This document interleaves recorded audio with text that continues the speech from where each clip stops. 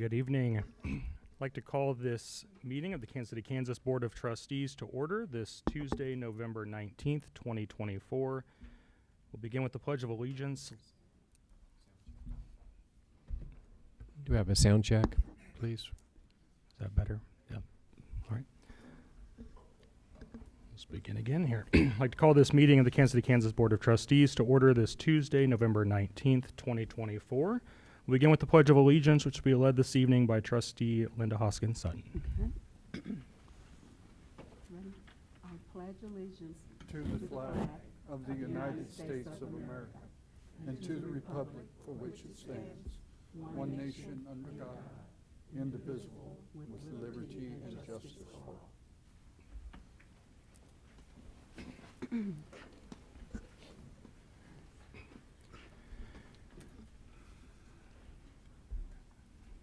Next, as we do at every meeting, I will read the KCKCC mission statement, which is to inspire individuals and enrich our community one student at a time.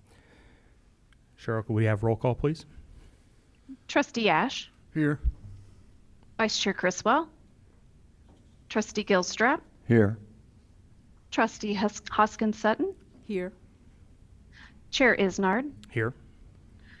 Trustee Ricketts, Here. Trustee Scruggs-Andrieu. Here. Thank you. Before we begin this evening, I would like to take just a few moments to acknowledge some sad news we received recently. The passing of former trustee Pat Bruni, who served on the KCKCC Board of Trustees from 2020 until 2023. Passed away sadly October 26th. Born in 1949, she was a graduate of Washington High School and received a bachelor's degree from Rockhurst University. She later received a master's degree from Baker's University. She retired as clerk of the Court of the Western District of Missouri in 2009. In addition to her work with the Board of Trustees, she served on the KCK Public Library Foundation, Women's Chamber of Commerce, Leadership 2000, and the Kansas State Library Board. Just a note, any memorial contributions can be made to the KCKCC Foundation. On a personal note, Pat was an amazing person to get to know over the 2 years that I served with her, and she was a great mentor to me. She will be sadly missed by many in the community. This time I'd ask that we take a moment of silence.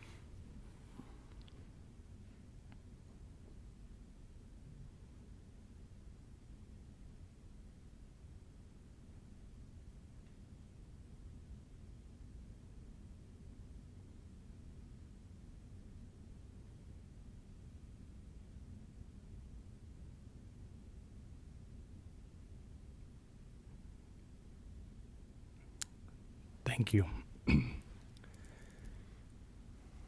Next, I would call for a motion to approve this evening's agenda. So moved. Second. It's been moved in second. All in favor? Aye. Aye. Any opposed? Motion carries. Thank you. Next on our agenda is the audience to patrons and petitioners. At this time, I'd invite the public to raise their hands in the chat or approach the podium for the opportunity to address the board.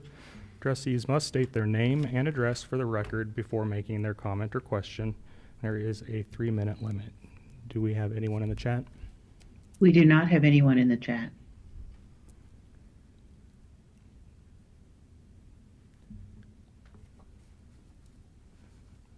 Looks like we have one approaching the podium. Good evening. Good evening, everyone. My name is Sydney Becker, and I want to take this opportunity to thank you guys for inviting me to speak tonight on behalf of our SALT team and our athletic department. Like I said, my name is Sydney Becker. I am the president of our student athlete leadership team and member of our Kansas City, Kansas Community College softball team. I'm extremely honored to have the opportunity to work with our amazing athletes on a day-to-day basis, as well as our athletic department, to make a difference in our athletes' lives. Thank you on behalf of all of us for supporting our teams and athletes on and off the field and in the classroom. We have had a very busy first semester with our SALT team. This year we decided to partner with Morgan's Message, which is a mental health and athletes-focused organization that strives to end the stigma between athletes and their mental health. This stemmed from a multitude of things, but most importantly, we as an athletic department wanted to make sure that our athletes felt seen and heard. We were able to provide shirts for all of our athletes that say human greater than athlete on them. And as someone who struggles with major depressive disorder and high functioning anxiety, it has been touching to see my peers wear this shirt around campus, not only to spread the word, but to be a part of something bigger than themselves. Looking towards the future, as society continues to progress, we hope that by using Morgan's message and each other, our future athletes feel seen and heard for years to come. This year, we started doing Games of the Month as a way to encourage our athletes to support one another and watch each other compete. Our goal as a SALT team is to create an environment where athletes support athletes who show up for one another. While we do not have access to the field house right now, we are making the most of it and setting up future SALT teams for success. Speaking of the field house, we are looking forward to getting back in there this spring, and it is because of all of you in this room that we can have the facilities and resources we have as athletes to succeed. We are also honored to be invited to participate in the food drive for the Blue Devils cupboard again and have over 500 items to donate today. We want to give a special shout out to our athletic teams for donating these items that will hopefully make the holidays and the day-to-day life easier for our Kansas City, Kansas Community College community. As this semester comes to a close, I want to thank Tiffany, Jordan, and Greg, as well as all of you and the athletic staff for a great first semester. I hope to see you at some softball games in the spring. There is more to come from SALT. So if you do not already, please follow us on all of our social media platforms to keep up with what's going on our side of the world. Thank you. Very good. Thank you.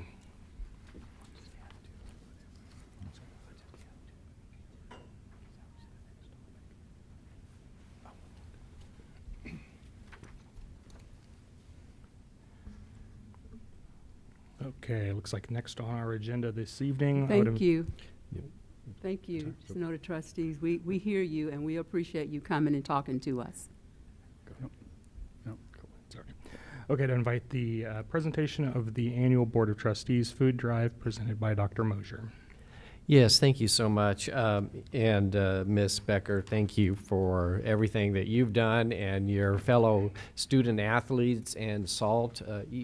Every year you are just doing more and more, so we really appreciate that. And you can see by the extra donations, the cans of food that we have here and other products, what a difference the contributions by our student athletes make. This is our 7th annual, I believe. I believe we started this in 2018, in November of 2018. So I'm really excited to continue to see it grow. Many people have donated to it. I want to thank all of our trustees who donated to this very worthy cause. MVP law from day one, they have brought just truckloads and truckloads of food in the large cart. So thank you, Greg Goheen, to you and your team. If you'd please pass that along. This year, Merchant McIntyre, who we work with on our federal grants and now other grants, we received a check from them today for $2,500, which we will pass along and we can buy and help fill in areas where we need some additional materials. We had many employees contribute as well. Meritus Altoona from the blind school brought stuff in. It was really nice. Dr. Scruggs Andreu came in and brought some stuff in and told her friends, and even some of her neighbors brought things in. So thanks for spreading the word, and just so many more that have contributed to this growing event. So thank you. Our students very much live with food struggles, and this does help them out a great deal. So appreciate everyone's support on this, and we look forward to continuing this for many years to come. Thank you. Excuse me, I'll just echo that. Thank you to all of our partners that help contribute. We appreciate that so much. And to Ms. Becker, apologies that I got a little out of order on my agenda there, but we do appreciate all that you and the student athletes are doing as well. So thank you for coming and speaking this evening. Next, I'd invite the presentation of the 2024 Annual Audit and Financial Compliance Reports presented by Mr. Bill Miller and Mr. Rick Swearing from Novak Burks. Good to be here tonight to present the results of our audit report to you. We were on site here at the college beginning around the first week in September and spent off and on most of the month of September working with your accounting staff, both here with the college and with the College Foundation. And tonight I'm going to be presenting the college's audit report and the results of our audit. First of all, I'd like to report to you within our letter to management that we do report that we did not have any difficulties in performing our audit. There were not any uncorrected, actually there were no corrections or corrected misstatements, so the financial statements in the books that we got to audit did not require any adjustments. Also, we did not have any disagreements with management. And just to remind management and the board that at the end of our audit, before we release the audit report, there is a required management representation letter that will be provided to us. And from that, I'll kind of go through some highlights of the audit. Just to note that this audit is a governmental audit because you do receive federal funds and is subject to both generally accepted accounting principles and to government auditing standards. And we are reporting what's called an unmodified opinion, in that we're not modifying our opinion to reflect any departures from GAAP or government auditing standards. Then just to highlight your financial statements, for the year ended June 30th, 2024, the college ended the year with total assets of $188,336,323, of which $83.5 million was in cash, $11.2 million was investments in CDs, and there were some other smaller things like receivables and some capital assets. Looking at the statement of revenues, expenses, and changes in net position for the year ended June 30th, 2024, there were total operating revenues of $35 million, total operating expenses of $42.6 million, for an increase in net position of $25.7 million, which is a increase over last year's net increase in net position of $21 million. Just to note also, we were auditing the financial statements of the KCK Foundation. The foundation is not consolidated into this report, although they are included as separate financial statements. Then the rest of the financial statements include the notes, which I really won't go over the notes, but I will note the last thing in the report is our audit of your federal funds. And the schedule of expenditures of federal awards. You had total expenditures of federal awards of just over $11 million. Typically, we have to select whatever your major program is. Typically, the college's major program is always in the area of student financial aid. That's where the bulk of your federal funding comes from. This year you actually had two major programs, so two areas where you had over $750,000 in federal expenditures, because you did receive a grant from the Department of Defense for the Automation Engineering Technology Program of $1.7 million. So, and within our single audit of federal funds, again, it was an unmodified opinion, and we did not find any, or there were no findings with this audit. So I'd entertain any question you would have about our report or about our audits. You want to say? Yeah. Again, for the record, my name is Bill Miller. I'm the CEO of Novak Burks, and I stand here tonight knowing that I didn't do a lot of the work on this audit. I wanted to acknowledge Matt Regan. Matt, if you could stand. Matt spent a lot of time on this engagement last year, as well as Elizabeth Little. We did have a couple other of our staff people involved in this engagement. I would remind the board of a couple things. First of all, we view a big part of our responsibility is that we report to you. We work for the board. We feel like we're hired as an independent entity to come in, take a look at the books and records, and we were able to do that. I would say this year we were concerned because we had some turnover in the finance staff. We really didn't experience any issues or concerns. Your books are in good stead. You have a lot of things happening. We're already in discussions with staff around next year because of the construction and leases and some other changes that are going on in our industry. So I won't, these are never easy, but I would say your staff did a very good job. So I'd like to compliment both Diane and Patrick for working with our team, staying on schedule. Here we are before Thanksgiving, and we have a report to issue. In closing, the report that you have tonight is a draft. It will remain a draft until the foundation meets in early December and approves their portion of this audit. It's just the nature of the timing of their board meetings.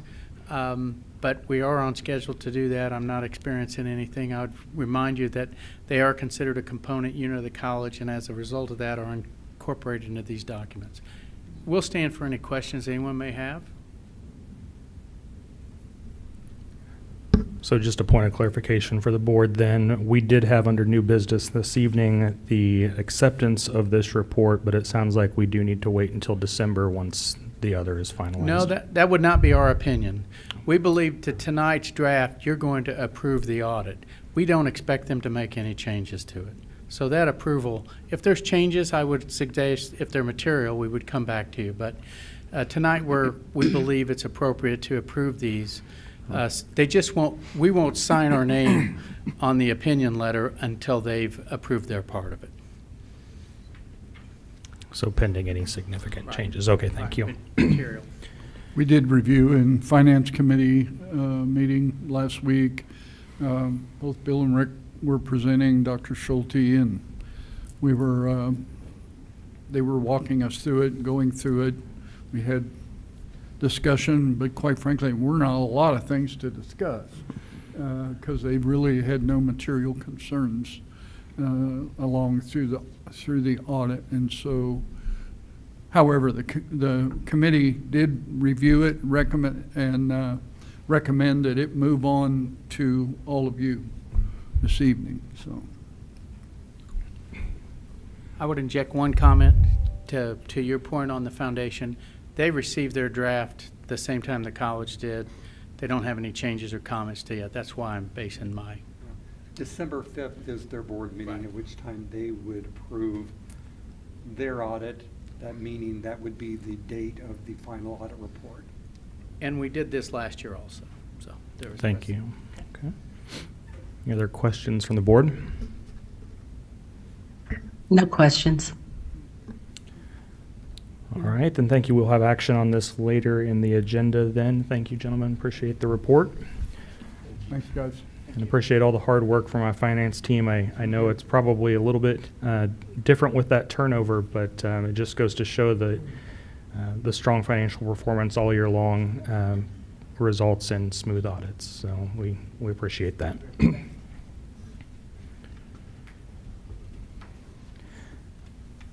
Next, I'd invite the presentation of the Academic Affairs Biannual Program Highlight, Psychology, presented by Mr. Victor Ammons, Associate Professor of Psychology.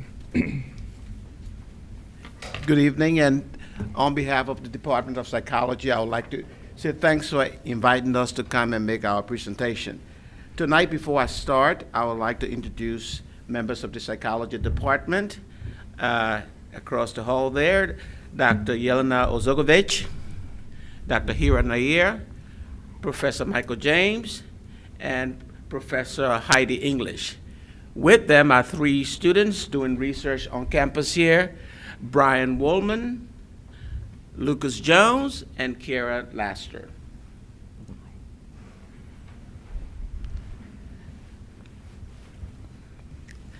Within our Department of Psychology has always been above the curve when it comes to several things on campus, and one of these is modalities of instruction.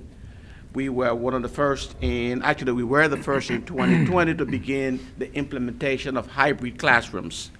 Hybrid is when a faculty sit at one particular campus and can beam information to other campuses, or at the same time teach on either days. Also, we do have active classrooms, especially along the 3200 section. The Department of Psychology, together with the Department of Education and the research unit on campus, have been instrumental in hosting interdisciplinary symposiums on campus. Most of the symposiums are held in this upper jewel section, and this year there were no space available, and next year we are looking at moving to the TEC. At KCKCC, we do run what we call our research symposium, our student research symposium. We started this symposium in 2019 with about 65 students. This year we had a little over 450 students. We've been very lucky. Most of our speakers have been prominent psychologists. This year we had the first Hispanic female president of the American Psychological Association as our keynote speaker. Next year, we have the first female Asian Japanese president of the American Psychological Association. As a matter of fact, next year, we hope to have the 3 most prominent psychologists in the country speak either at our symposium or at our clinics and or our induction in the spring. That would be the president of the Association for Psychological Sciences and the president of the Society for Experimental Psychology. What we've done also is to develop a research portfolio. Our research portfolio will be where we'll focus on students actually doing primary research on campus. Those 3 students over there are each doing something original on campus. We believe we have the ability on campus, and we have the faculty to direct those studies. And one more beginning next fall, hopefully spring, but definitely in the fall, KCKCC Psychology Department will start publishing her own journal, her own student research journal. Every year, we try to host a transfer fair. This year, what's unique about our transfer fair is we collaborated with other divisions, with other departments. We brought in Dr. Nair from Education and Professor James from Addictions. Unlike transfer fair where individuals come and just talk about, show us a table and encourage our students to go there, we selected about 10 schools and told them to speak to our students answering some basic questions. And one of those questions was, why should our student go to your school? What's unique about it? And we left room for interaction. Also, we run what's called a research portfolio and a summer boot camp. We're very proud to say 2 of our students have done very well in that. Mario Claiborne graduated from us in May. When you look at his research portfolio, UCLA gave him a full ride. Another student of ours, Robert Hartman, UMKC looked at his research portfolio. He's currently a junior student at UMKC, but UMKC has asked him to apply for the doctoral program, continuing his research. What's unique about Robert is UMKC has asked us to collaborate with them, first turning over our IRB protocol to them, but working with them in developing and working towards his doctoral dissertation. And there are a few other students there that we've talked about that are currently doing research. And lastly, we look at our neighborhood. Wyandotte County has close to 1,000 students graduating. This summer, we hope to have a summer boot camp. We are collaborating with the Department of Chemistry. Alicia Tolbert and myself are going to be working with that program. Our goal is looking at what we did last summer to bring 500 students on campus. I know it's kind of ambitious, but we hope of those 500 students, we want 400 of them. And I'm almost certain that we will get them. Thanks again for letting me speak. If there are any questions, I'll take them. Are the students, the 500, are the students that you have in your camp, the 500, are they coming from Wyandotte County schools? They or- will specifically be coming from the 4 high schools in Wyandotte County, and it will all be only students who have graduated. So the number that Wyandotte told us is 500. We will be going outside Wyandotte, but we'll still with Wyandotte as our beginning. I'm told charity begins at home. So of that 1,000 minimum students, we want 500 of them. Now, don't get me wrong. If more than 500 come, we will not say go back. As a matter of fact, I strongly will encourage all 1,000 plus to come. Mr. Ammons, this is Trustee Ricketts. I apologize that I'm not there in person, but I want to just say congratulations on the growth of your forum, for your symposium. I know that is not easy work. And congratulations on the students that are succeeding and furthering along their education in psychology. I am so excited to hear that. I'm sure Dr. Andrew is excited as well, because that's her area of expertise. But congratulations on your success. Thank you. And she's met Mario. Mario is the young African-American young man who's sort of seriously tall. Yes. And you came to our induction, and we walked you to your car. Yes. Yes, I concur. Thank you all, and to the entire department, because it takes all of you making the difference in our students' life, and we recognize that. So thank you all. Thank you. Thank you for leading Yeah, it. thank you, Professor Ammons. And I just want to emphasize from an educational perspective, an academic perspective, students transferring from 2-year institutions to 4-year institutions, if they have some form of undergraduate research in their academic portfolio, they are highly sought after by the 4-year institutions, and many more scholarships are offered. So what you're doing here is wonderful for our students as they're here, but also to pursue further education at a 4-year degree or above. So thank you for you and to all the faculty. Thank you. Thank you. Happy to Thank hear you. about the great work and appreciate all of our faculty and students that were able to make it out this evening too. So appreciate that.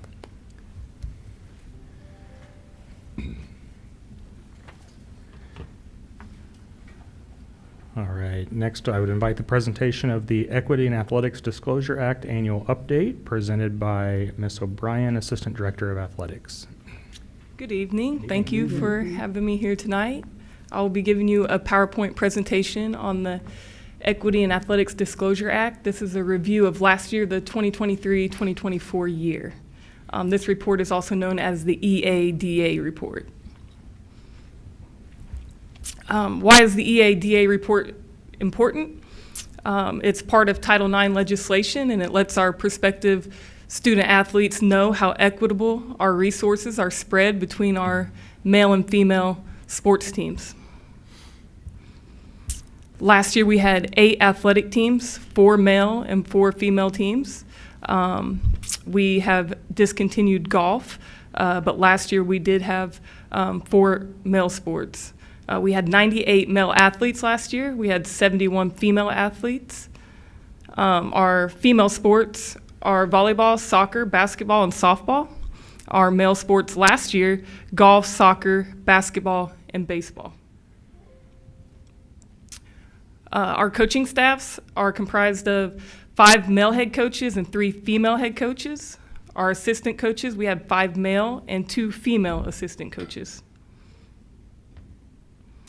Our athletic aid awarded, or our scholarships, was very even. We had a little more male scholarships awarded than female, as you can see, at 50.4% compared to our 49.6% on our female.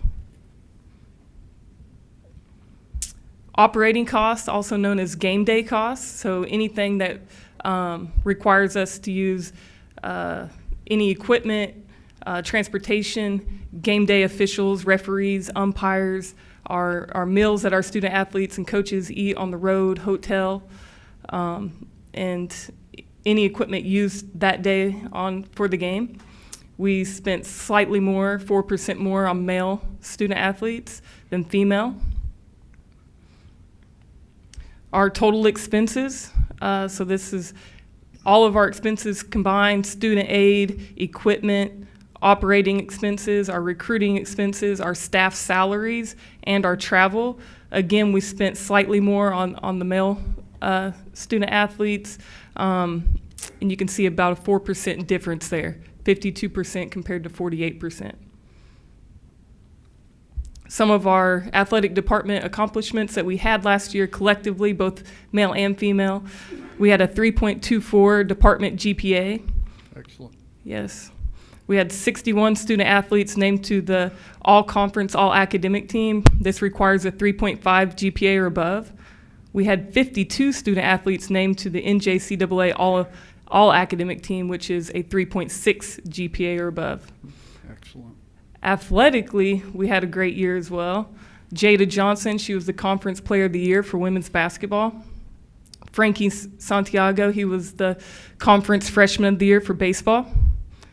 Garrett Goldbeck was the Conference Gold Glove Award winner in baseball. Brandon Burgett, our men's basketball coach, he was the Conference Coach of the Year.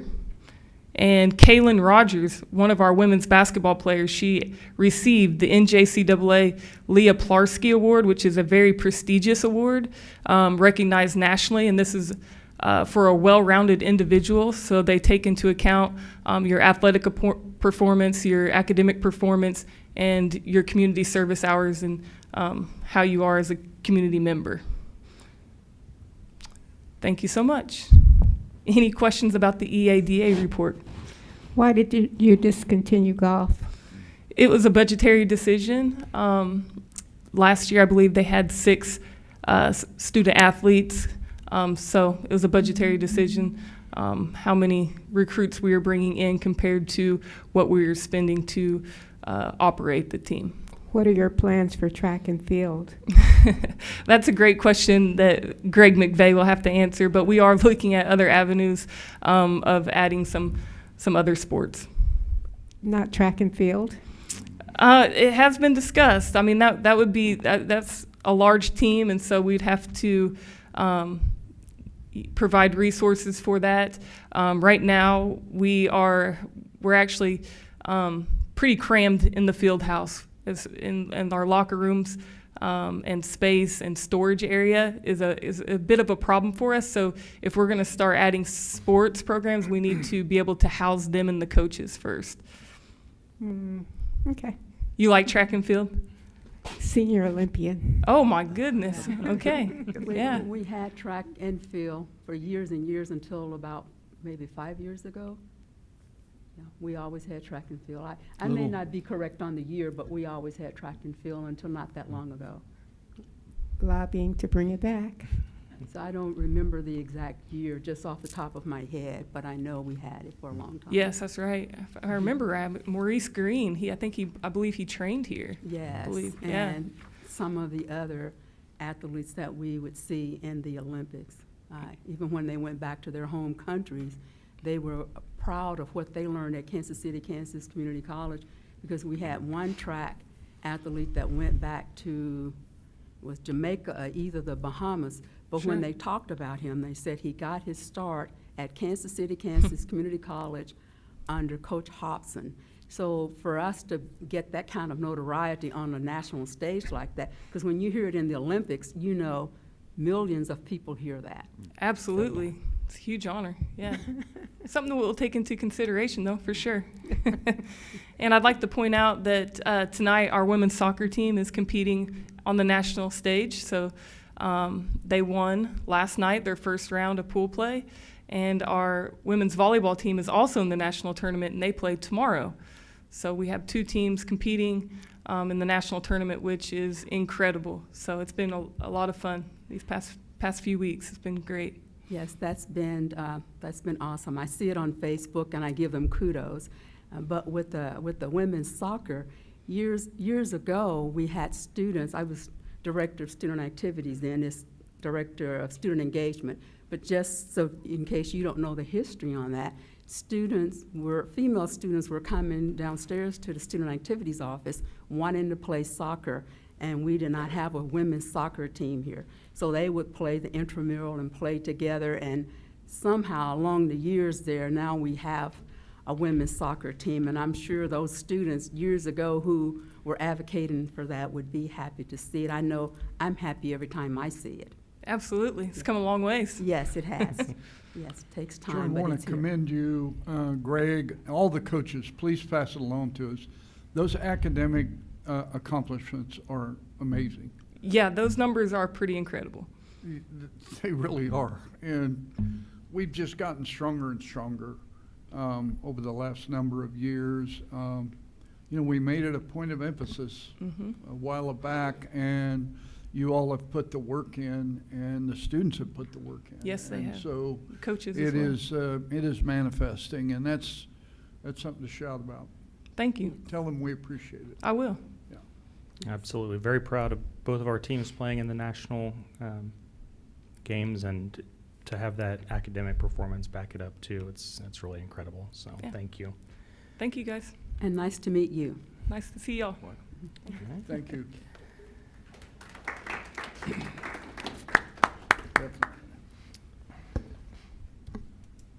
All right. Next on our agenda, I would invite the presentation of the Student Holds Annual Report presented by Dr. Cordy, Interim Vice President of Student Affairs and Enrollment Management. Good evening. Good evening. Good evening. Good evening. This report is really an update from last year, tracking why we have holds on students. And so let me just talk a little about what these various holds are. There are really two types of holds. There's a financial hold, and that's if a student has a balance of more than $1,000. And that can be because of tuition, library, equipment holds, other types of fees. And so with a financial hold, a student cannot enroll unless it gets below $1,000. You also have your non-financial holds, and that is if a student is placed on academic probation or is dismissed from the college. Also, if they're missing various transcripts, either high school or college. Then there's also these miscellaneous, if we don't have updated information, for example, address, incomplete Social Security information. The disciplinary hold is if a student conduct, for example, put on by our Dean of Students, and also a health hold if a student is required to supply a TB test required by state laws. So these are the two types of holds that we have. The largest from the holds are the academic holds. And as you can see by this chart, you have one group that is on academic probation and the other one is dismissal. Probation is if a student's GPA is lower than 2 point, then a hold is placed on a student's record until that student meets with an advisor. And most of those holds are holds that are very quickly lifted. And then the other hold is for academic dismissal, and those holds are placed and they're remaining on their record until a student could appeal to the appeals committee to be readmitted to the institution. So these are the majority of the holds for academic reasons. Now, as you can see here, the differences in the various financial as well as non-financial holds that we have here. Obviously, the largest is in your financial holds. We're seeing an uptick from last year, 3,999 to this year, 4,687. One of the questions you're probably going to ask is why do we see the holds? Well, students are just having a more difficult time, paying, and they're really having some additional financial difficulties for the financial holds, and that's why we're seeing an increase in those holds. The largest for the financial is obviously a tuition. And again, the issue is being able to get that amount below 3,000 or 1,000 in order to be registered. We see a jump from last year, 2,756 to 3,559 in the tuition holds. And you can see also the number that were removed. This year was 870. Last year it was 826. This is also another area of holds, and some people ask, what are these equipment holds? Most of these are for laptops that are issued to students. There also can be other types of holds. For example, if, say, a student in the music department checks out musical instruments and doesn't return those, they can get an equipment hold on those. But those have decreased in past years, 377 last year. This year it was 210 that were removed. 1 minute. And then we have total number of students enrolled restricted for credit hours with restrictions. And you can see that from this past year, the total number of credit hours, highest is 5,331 versus this past year, or this year, 6,155.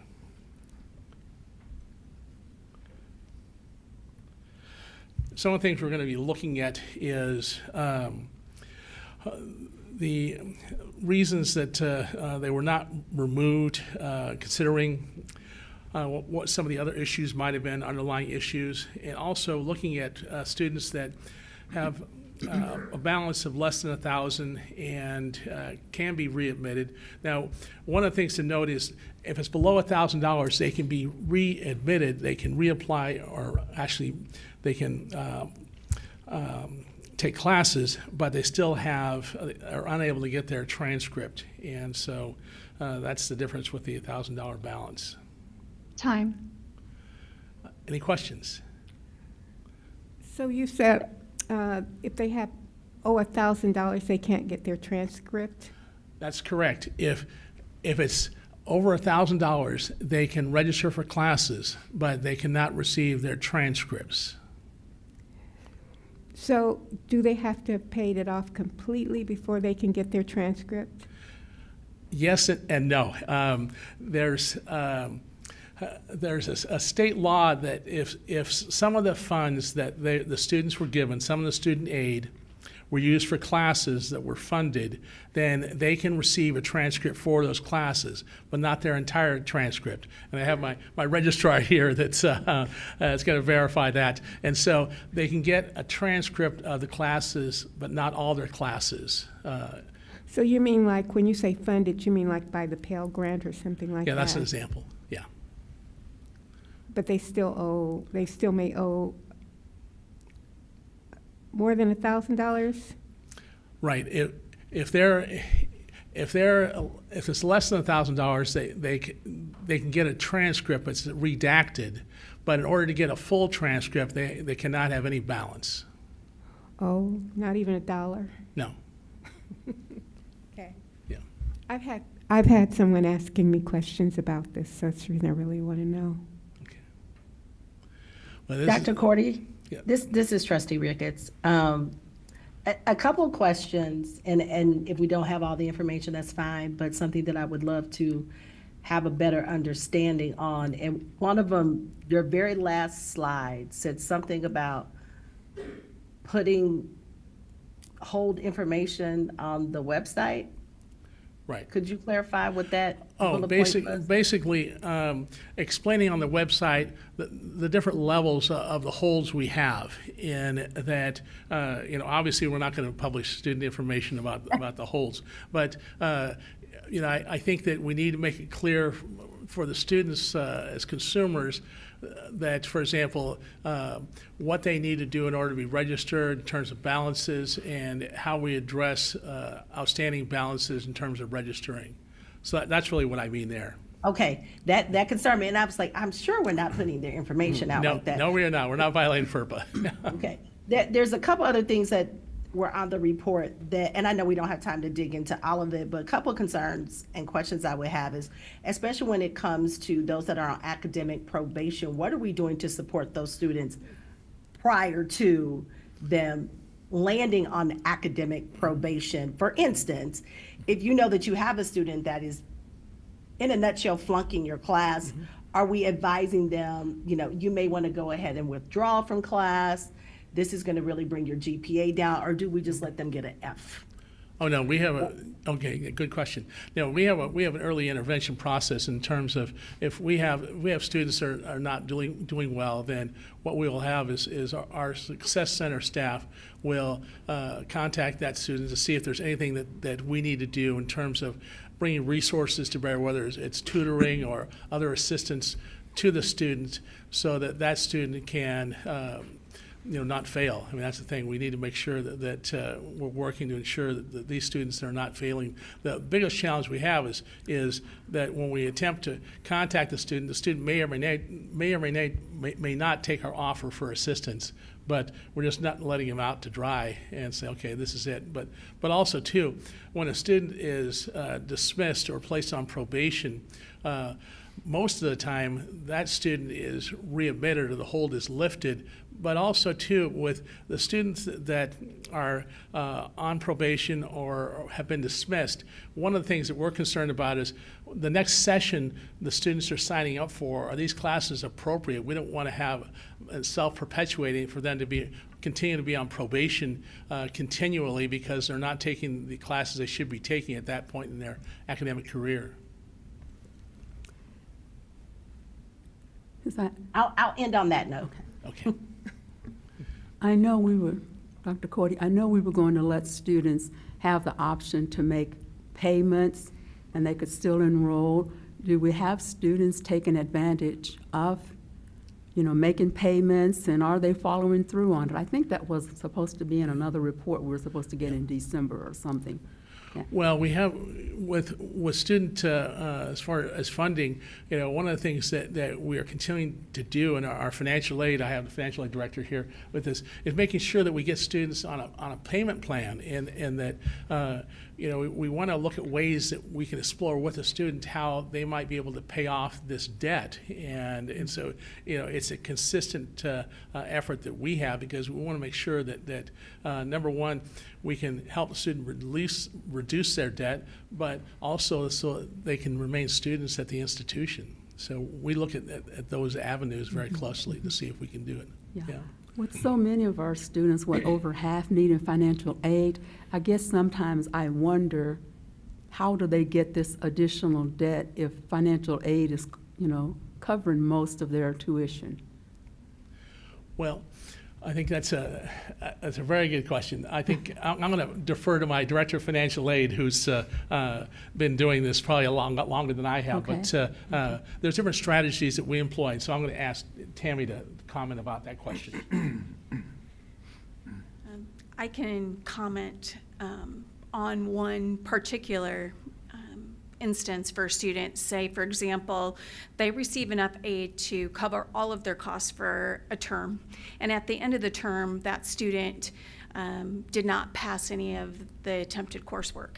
In those instances, there's specific federal regulations where we have to go back to look at school records to see how long did that student attend. Did they, and we get that information from faculty who report that information into our computer system. And say a faculty member reports at the end of the semester that a student hadn't attended since September, then that can leave a big chunk on a student's record or on their student account, and they do have to repay money. Okay. So at the end of the term, there's always that reporting that happens. Okay, thank you. I couldn't give you any numbers off the top of my head.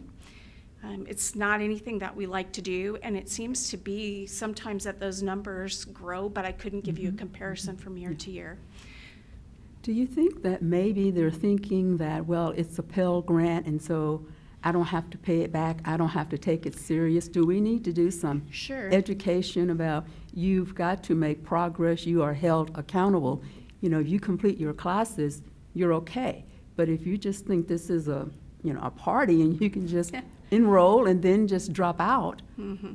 that you will have to repay that money. Maybe that would make a difference. I bet they Of probably don't course. realize. Of Yeah. course. I couldn't agree more. Consequences. There is There's definitely an consequences, education yeah. behind there that we can always work to improve. We do have and are required by law to have some of those policies available to students, and with every notification they get for awards, those policies accompany that information. It's a lot of reading. A lot of students don't read up front, but we work and strive to do that more and more all the time to put it in their hands before they maybe need it. Always open to suggestions for those types of things as well. But we work, and one of our wildly important goals that we're working on this semester specifically plays to some of these things, and trying to capture those students right now before we get to the end of the semester to try to have those hard conversations, so that we can retain them in their persistence here at KCKCC. All right, thank you. When the student gets the Pell Grant, does that come into their hands and then they have to come into the office and pay the money to the college? No. When they, if a student is eligible for a federal Pell Grant, that money must go first to pay for direct costs, which include tuition fees, book charges if they're on their student account, and sometimes housing fees, for example, if they live in campus housing. So all of the federal money goes to the student account to pay those charges first. If there's anything left from the federal pot after it's paid for their direct costs, then students are able to get a refund for that residual to use for other educational expenses, which can include transportation, food while they're going to school, those kinds of things. So they are able to get a refund after their direct costs are paid, but direct costs are always paid first. That's a federal regulation. So their tuition may have been paid fully, but their problem may be that they didn't attend class. That's right. Or they didn't pass all of their coursework at the end of the term. So if they don't pass, they've attended classes, they've done the work, but they don't pass, and then they're going to have to pay that back? Potentially. So what happens if they receive a non-passing grade at the end of the semester, faculty have to report their last day of academic engagement. And so if a faculty member gives the student an F grade and at the end of the semester says that that student attended the full semester, they do not owe back any of that money.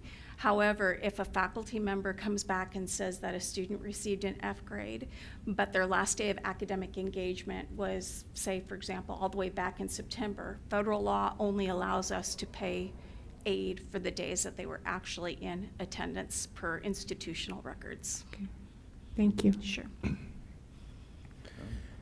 Thank you to Trustee Sutton for bringing up the question of the payment plans, because I know we had received a report a while back from Ms. Stroshine about those and how that was successful in getting students re-engaged and paying down that debt. So that was one of my questions that's already answered.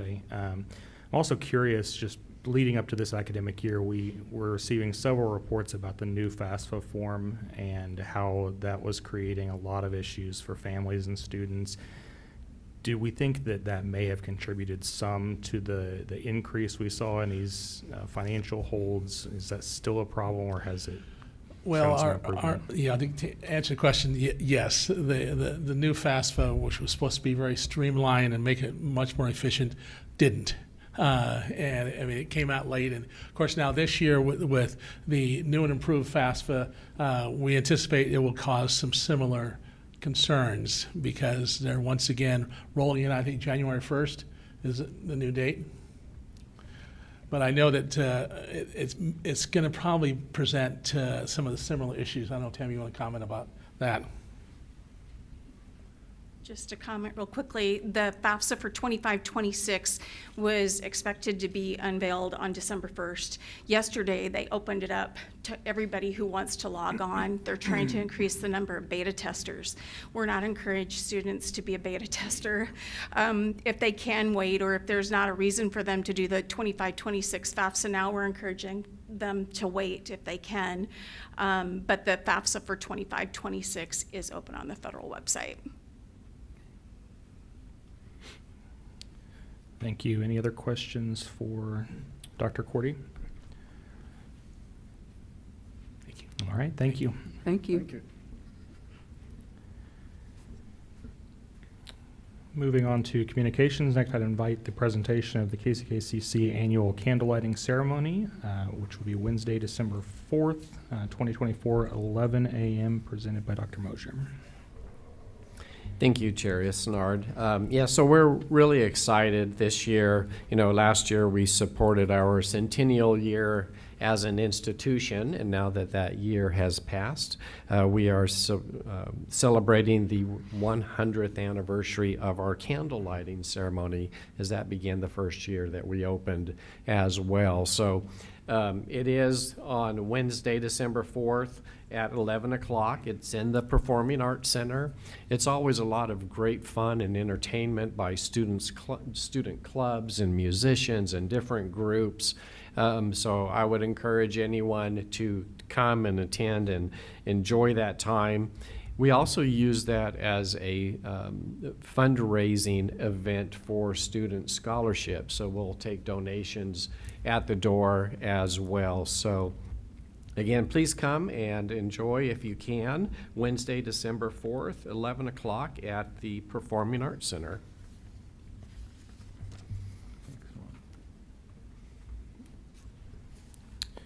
All right, thank you.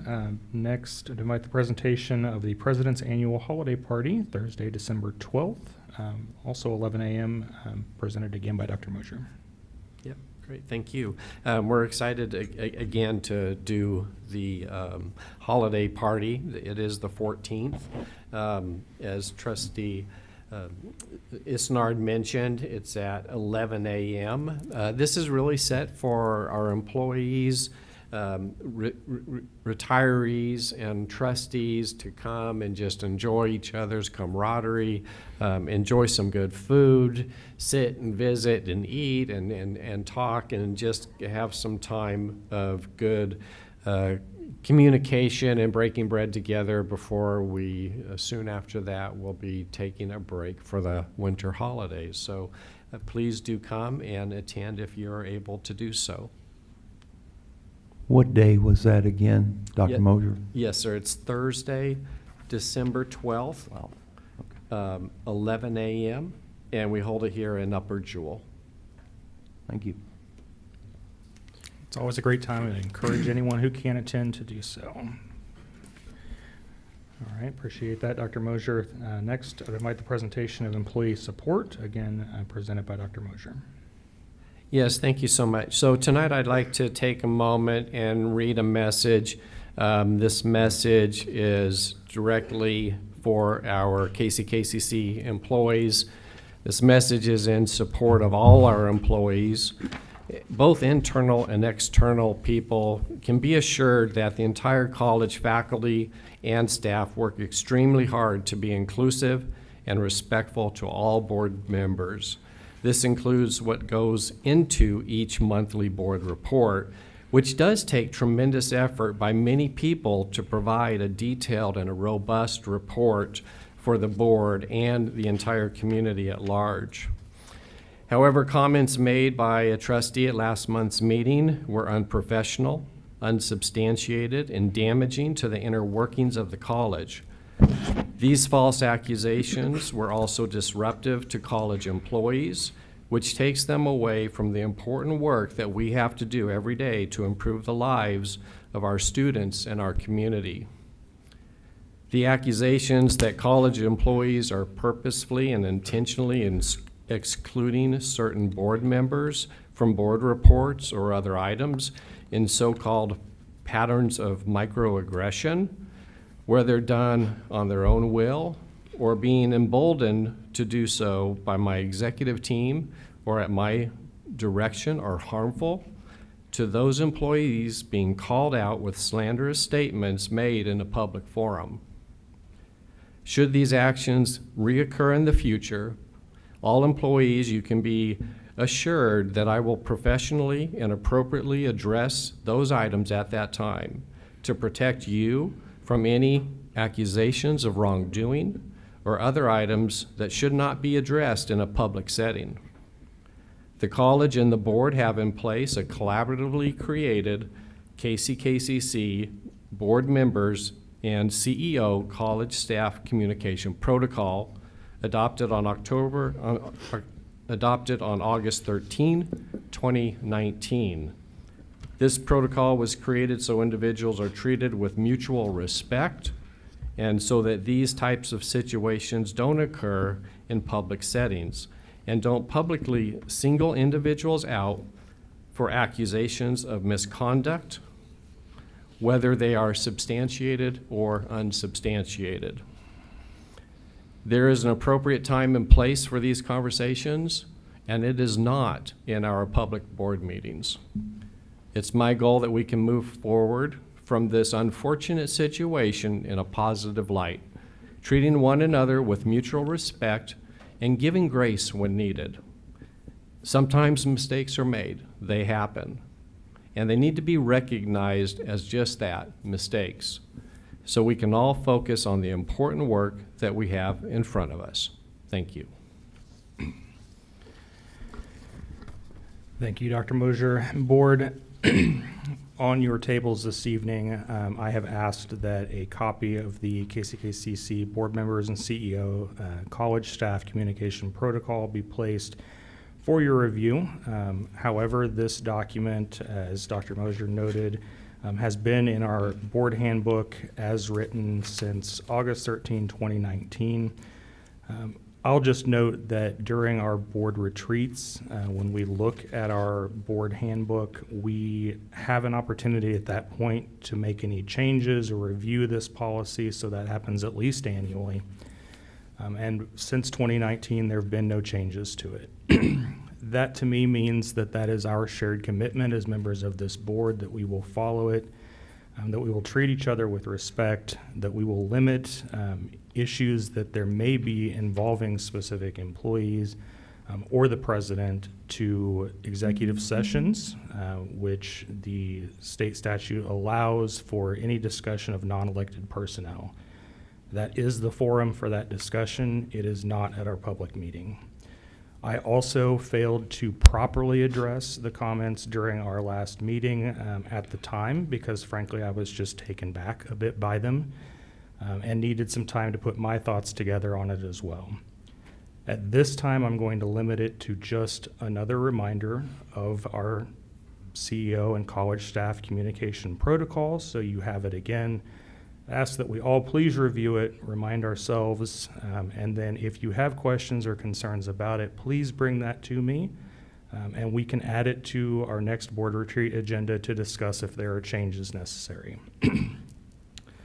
However, in just my 10 months now as chair of this board, this is the second time that I've had to address this specific protocol. There comes a time when simply a reminder will not be enough. I'll leave it at that, and we'll move on to the next item of our agenda. Well, I'd like to have something to say because in the minutes, and it seems like you're not calling my name, but everyone knows you're talking about me. And we try to have these in our meetings, but it's ignored. And the last board meeting, you said that it would be, the minutes said that we would move on. But then tonight you come back and you call me on the carpet and you haven't said anything to me. And, you know, you all know there have been the instances ever since I've been on the board. I go to an event, that was even when Tammy was here, Tammy Bartunik. I go to an event and my name wasn't on the list, but everyone else's name was on the list. And since this year, all the things have just seemed to escalate from the convocation when other trustees were recognized, and I wouldn't, if we are going to respond that we're coming, and then, so how do you think employees look when they see you recognizing the others, and I'm sitting there and you don't recognize me? or when the graduation up at Lansing and everyone had a cap and gown. But me, there's so many instances where I've been left out. And I've talked to you about that. So in the minutes, it said that I wasn't accusing anyone. In the minutes from last month, it said that it was understood that I was not chewing any employees out. But now you're coming back now and making it sound like I was. I think the most important thing for us to remember as individual board members is that there's no reason that we would chew out any employee for something like an accidental oversight. As a single board member, we don't have any power over employees. We as a collective board employ the president. And I'll point out that at the breakfast event that was held this last week, everyone knew that I was in attendance, but it was almost an oversight to mention that I was there. I didn't take offense to that. I was at a table in the back, and it's easy to forget when there's so many other people to recognize. So I just think it's important that we remember that it doesn't have to be something intentional. Simple oversights happen, and they can happen frequently. Wow. Also, when it comes to what was mentioned about regalia at a graduation event, those things do have to be reported to staff that will be in attendance in advance, and in that case, I believe there was no response to the calendar invite, so staff was not aware of everyone that might be showing up. Well, So that's not true either, but again, I'm often gaslighted here, so it's one thing if it's occasional, but there has been a pattern at various events. And as I said, I didn't bring my list and tell you all of the things because you said we were going to be past it. But then tonight, you know, you talk about it, and I mentioned it because Dr. Mosier said that he will defend employees. I don't think there's one employee that feels like I was upset with them, and that's why I wanted to make that clear. I will grant you that that is incorrect. And so,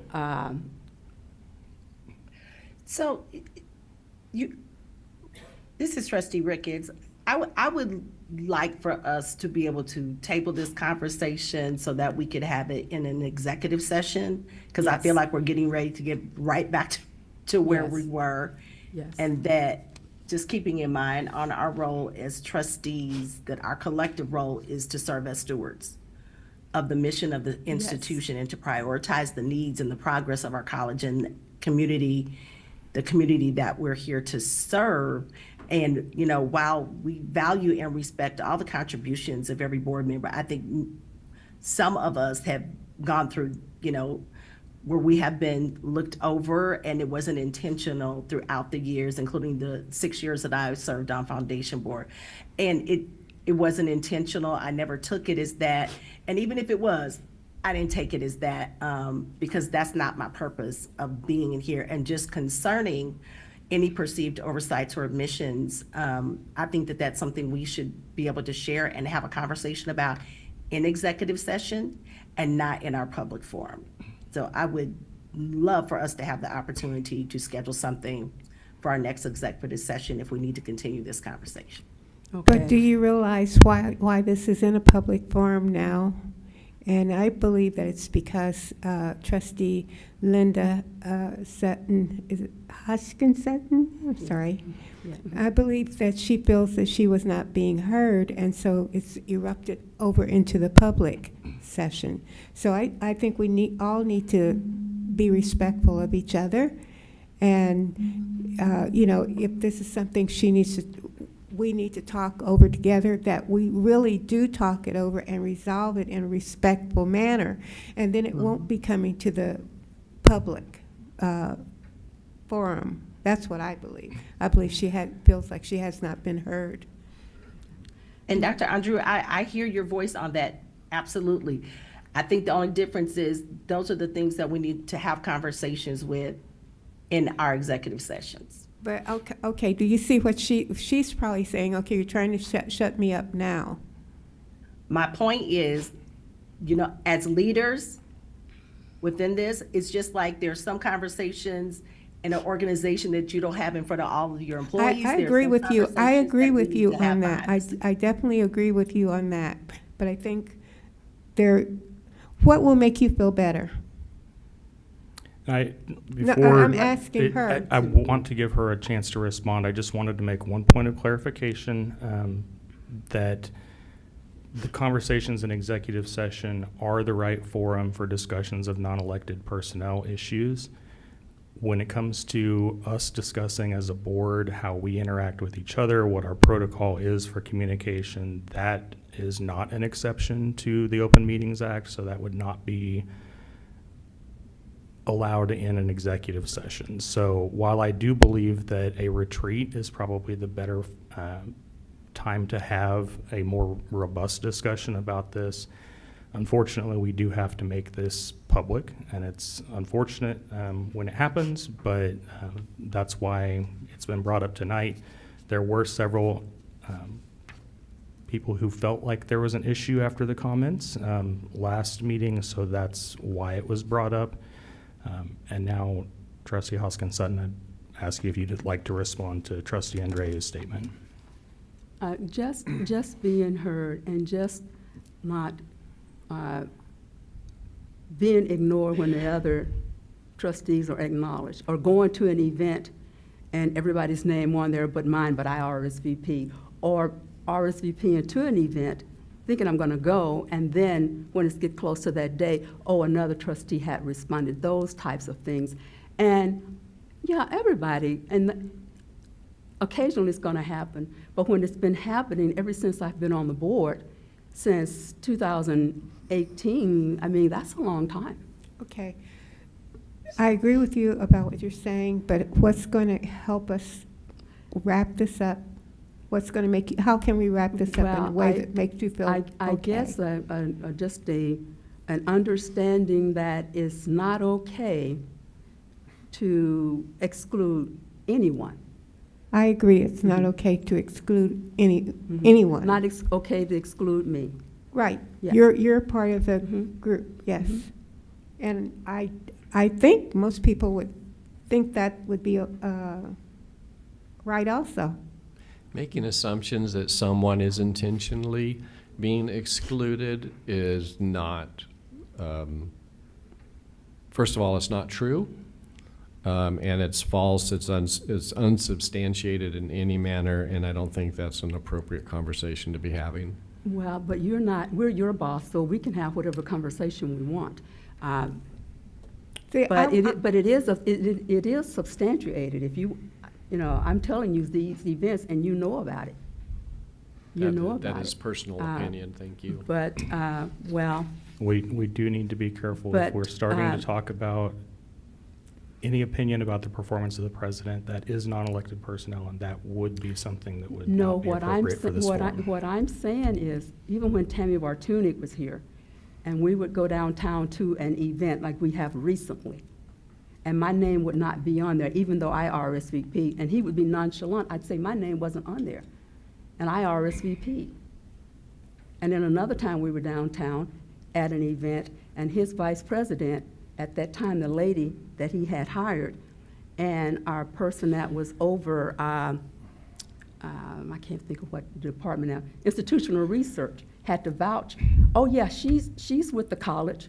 Do you know how that makes me feel as a trustee? And those things were reported to Dr. Mosen. And so it continued to happen. And so this year, it just seemed like it's just escalated, like a whole lot of things right there together. But we can cut it off right now, but I just do want, and this statement here about our policy, about our protocol, it says to comply with accreditation standards. Can you show us the statements where what we are doing, that this type of information that needs to be communicated, that is accreditation standards? Can you get that for us when you get a chance? There's nothing in accreditation standards on making sure that we point out every individual that attends an event. Oh, because you say, no, I'm talking about on this, on our protocol. You said ensure the notion of the governing board as a team unit, ensure the reliability of information to be communicated, and to comply with accreditation standards. The board upholds the following protocols. So what accreditation standards? And if you want to know why I'm asking that, I guess we can move on, but I'll say it. When Higher Learning Commission, the first time the Higher Learning Commission came to see us, let's see, you were here, me, everybody else is new, and Evelyn. But the first time they came to see us, when we came on the board, when we were about to lose our accreditation, they said, didn't you see all those people resigning? Didn't you see specifically, how did you go through 5 vice presidents of academic affairs that fast? So what was that supposed to tell us? That even though you all say we're not supposed to question that kind of stuff, we are. That's what they were telling us. All right, then the next time, Brad, you're on when they came to see us. And the Higher Learning Commission asked us, do you ever tell the president no? Do you remember that? They said, do you ever tell the president no? And you all said yes. And they said, well, give us examples. You can give them examples. So that tells me what they're watching our minutes, and they know that the board isn't questioning the president. And then the other thing they ask us is, how are you going to sustain the downtown campus? And then they ask us, do you have input on your agenda? So Higher Learning Commission is watching us. They see how we're operating, and we should pay attention to what they ask us. So that's why I was asking you that. Respect of time and everyone else, I will leave it there. But just know that the Higher Learning Commission wants us to do our job. We're supposed to know, we're supposed to ask questions. If there's a high turnover, we're supposed to be asking questions about it. And you know, as a board, the people that were here saying, oh, that's day to day, we don't get into that. But when the Higher Learning Commission asked us, why are you having all this high turnover? None of you spoke up and say, oh, that's not our role. I would caution us to turn this into attacks against each other, or whether or not any of us are doing our jobs or not. I personally take some offense to that. So I would appreciate if we just be a little bit more mindful about our comments. And again, if we're going to start speaking about specific employees and performance, that is appropriate for an executive session. Yes. If we have questions or concerns about that type of topic, we're also always welcome to email, call, stop in and see the president, preferably schedule some time. It doesn't all need to be done at a public meeting. Yes. Is my point. Yeah, you're right. But remember, he says if you want to talk to him, we got to go through you. I think we should have the relationship where we could all just friendly talk to the president. That would be my hope. But okay, I've made my point, and I didn't mean for you to take that I was saying that you're not doing your job. I'm just saying the type of questions that the Higher Learning Commission was putting to us said a lot to me. Okay. If I may, the first bullet says open and general communication between individual board members and the president is encouraged and appropriate. So we do not stifle that, and I would echo the recommendation to move forward.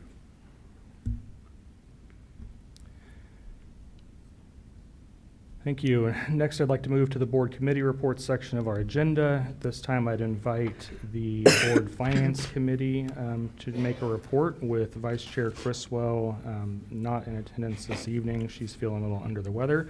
This report will be led by Trustee Gilstrap with assistance from Trustee Ash. I'm praying for you, Mark. Thank you, Mr. Chairman. I can use all the prayers I can get. The board finance meeting met last Tuesday, and Chair Criswell, Chair of the Finance Committee, ran the meeting, and both members were in attendance, Chair Ash and excuse me, Trustee Ash and Trustee Gilstrap. And we had a lengthy presentation on the annual audit. Of course, we had the two gentlemen here tonight that talked briefly about that, and they gave us a really good presentation, and I think it made the members feel confident in their skills, and especially the confident in our people. And then we went on with the meeting, and if you have, I might tell you, if you have any questions tonight, I'm going to refer them to anybody but myself. And since Mr. Miller and Mr. Swearingen are gone, we won't be able to talk to them, but we had an opportunity to do that. And then we had our October financial summaries from Dr. Schulte. And then we had updates by Dr. Mosier on the downtown location and Pioneer Center, purchase update and staffing update. And that's about it. And so at that point, I'm going to, for fear of embarrassing myself, I'm just going to keep my mouth shut unless Trustee Ash has anything to add, or Dr. Mosier, or when Dr. Schulte gets up here, he'll get everything all squared away. Thank you for giving me this opportunity, and I thank Trustee Criswell for being absent so I could do this. Okay, good job. We, as you no doubt have already seen in your packet, the financial reports and statements. We continue to be in a very good financial position in all areas of the college, and things are healthy and well. You heard some of the information that the auditors presented with respect to our overall positions, and so the college continues through the competence of its leadership and people in key positions to manage our financial situation. Our position is strong, and it is good. Dr. Mosier gave us an update on the downtown campus, which he may speak to again in a little while, but we've obtained what's known as the Stage 1 and the Stage 2 building permits, which means we can start going vertical once we get all the dirt spread out where we want it and start getting the foundation set. Then we're ready to just keep moving. So it's a really exciting time, for that, and I'm sure Dr. Mosher will fill in on that in a little while.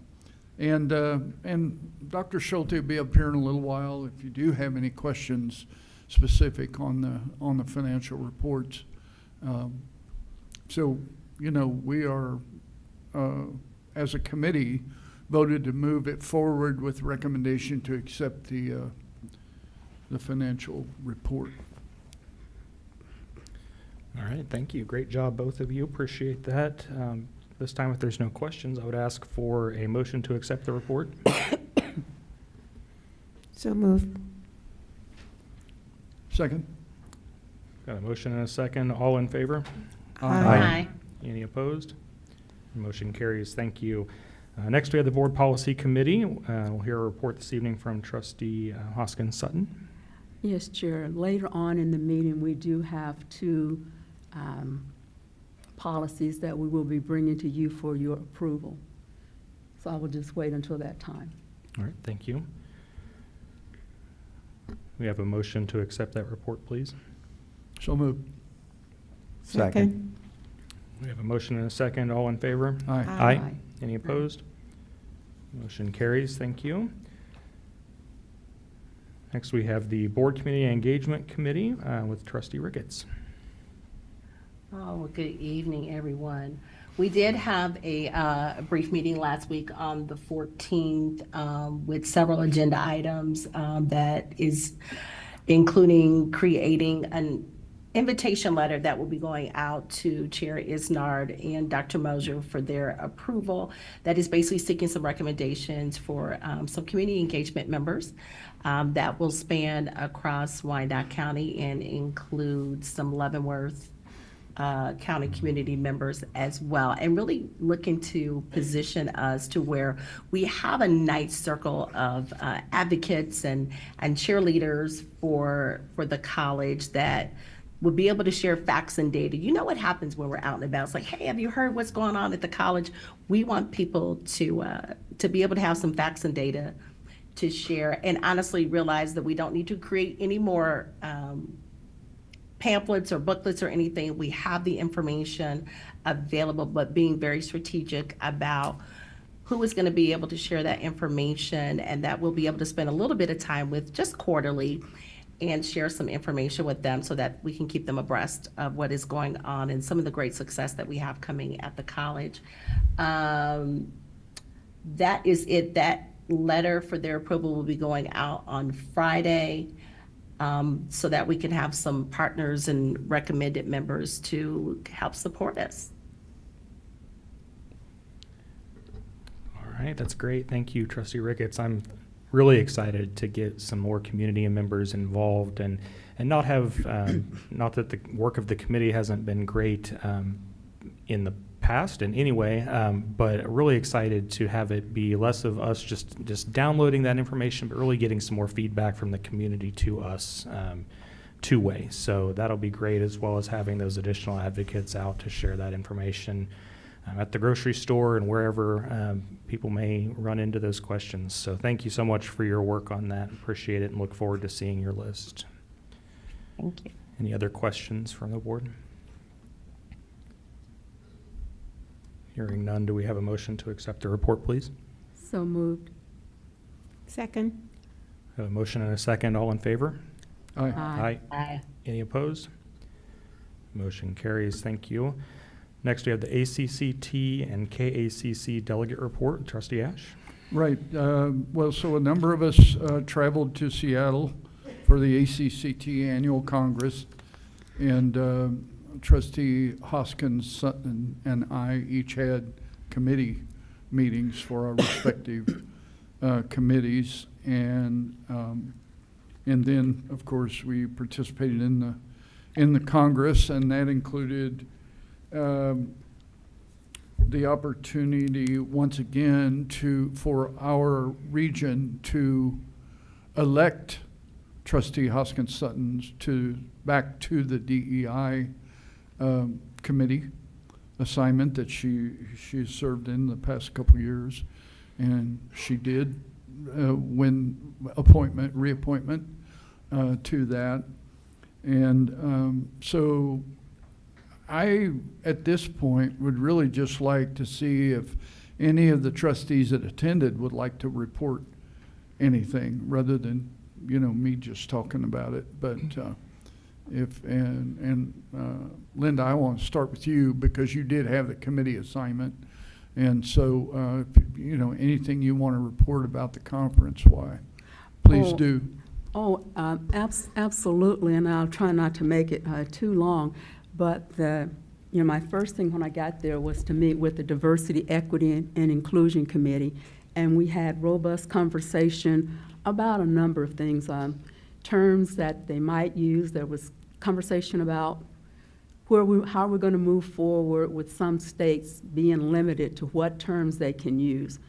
So nothing was finalized because there was a lot of pushback that it's needed, and how are we really going to do what we need to do if we don't focus on inclusion. In fact, I've read an article, and I'll report on that next month. I won't bring it in with this, but it's the title of it is The Cost of Not Including.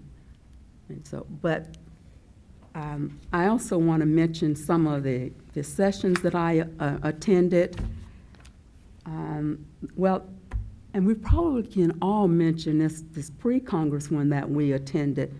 Trustees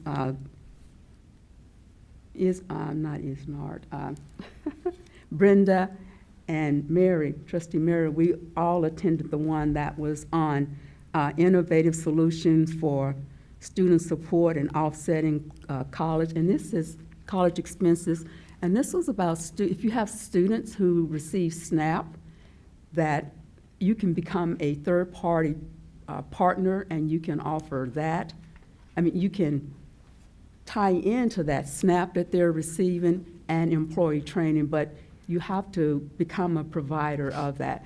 But if you think about it, if we do have students, and we probably do, that do receive SNAP, that's a way that we can funnel, and we would get reimbursed for that. That's one. Another one, I'm not going to go through all of them because I don't want us to be here like too long. But another one that I attended, well, I'll just go to the one that was during one of our luncheon on Friday, where it was an excellent speaker. There was a lot about workforce and how we're going to prepare our workforce. And this presenter, I had it on my phone, because when you're there, everyone knows that, you know, you can, it's all on your phone, but you have the booklet. But when I tried to bring it up on my phone tonight, it said I needed to log in, and I thought I was still logged in. But anyway, I'm going to try to just get to this one that's in this. But anyway, it was at our lunch on Friday, and it was about workforce, and it resonated with me because it's something that I have been saying. It said, shaping tomorrow's workforce, leveraging data for future ready skills. And there was a lot of information on workforce. So I thought the way that Dr. Mosier is leading this, that we are on the right path with working for the workforces. But one of the things that he brought out was that employers, local companies are coming, you know, they want the community colleges to do this, and do this, and to say, be careful on what you take, you know, what you take as your battle for the jobs, to say, because if you're just taking up everybody that comes to you, you all heard that, if you're just taking up everything that comes to you, but it's not benefiting your community. So it's to take the time and say, okay, yes, XYZ Corporation wants us to start this training, but is it going to help any of our citizens that we serve? Is it going to help anyone in our community? So that resonated with me, and I hope that we will look at that. One of the other ones that was really interesting to me and resonated with me was onboarding your new trustees. I think this Nicollet College in Madison, Wisconsin, does an extensive job. And they talked about their trustees coming on and not really, they come in from different professions, so they may not really know what it means to be a college trustee. And that it's a whole, education is a whole different venue in itself. And it's at this college, what they do is they have trainings. They have them online, and when they first come in, they meet with the president. Their training, their board orientation and training is mainly done by their trustees. But they keep in touch with them. But one of the things that they do is when they first come on, they meet with the president, they get to know the president, but then they get to meet with each cabinet member. They get to meet with the finance person, so that they can understand the whole college. And then they have these online trainings where just a little bit at a time, they tell them more, because they said that they realize that their board members would get that board packet and it's foreign to them. There's so much terminology that they don't even know. So I'm hoping that we can do a better job, that we can put something together that will help us get our trustees on board. So when they get ready to come to their first board meeting, they kind of go through that board packet with them, like, this is what this means, this is what this means, because, and it said it has really made their meetings more productive, because the new trustees who, if you're in education already, you know a lot of this terminology, but if you're in another field, it's completely foreign to you.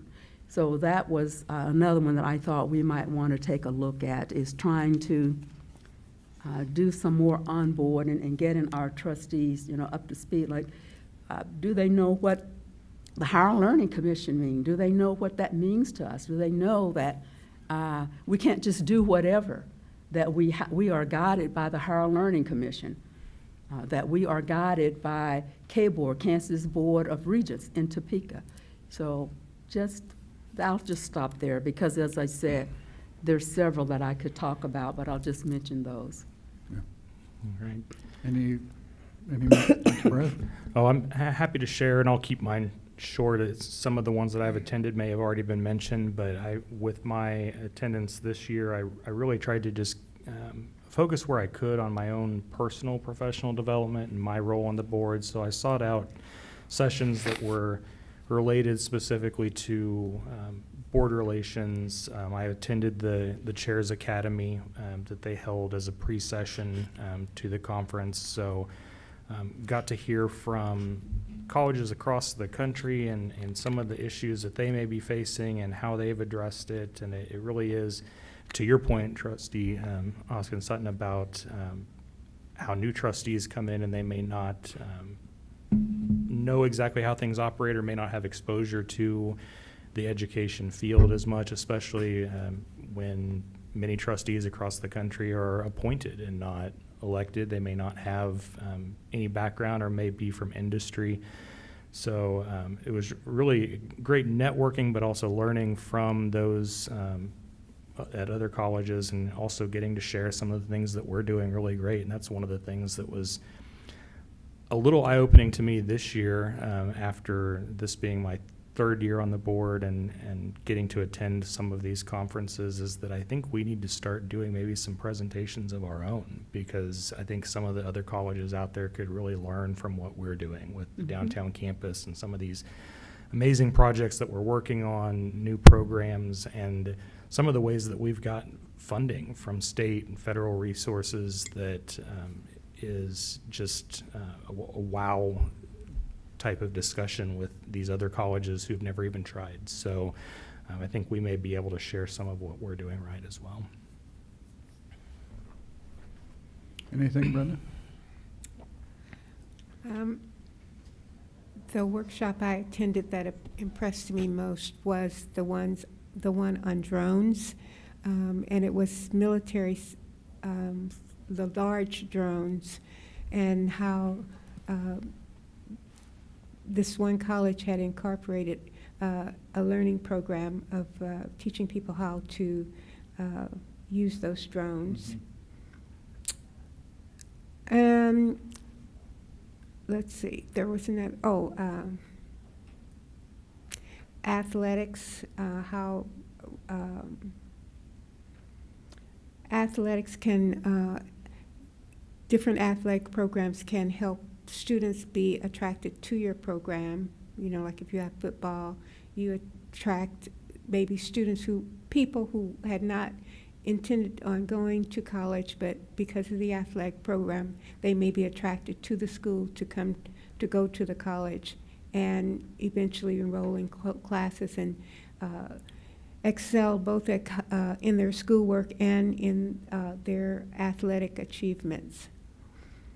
And there was an AI program focused on teaching people, a lot of times students who play with their computers, games on their computers a lot, will come to class and they get bored with class and they drift away.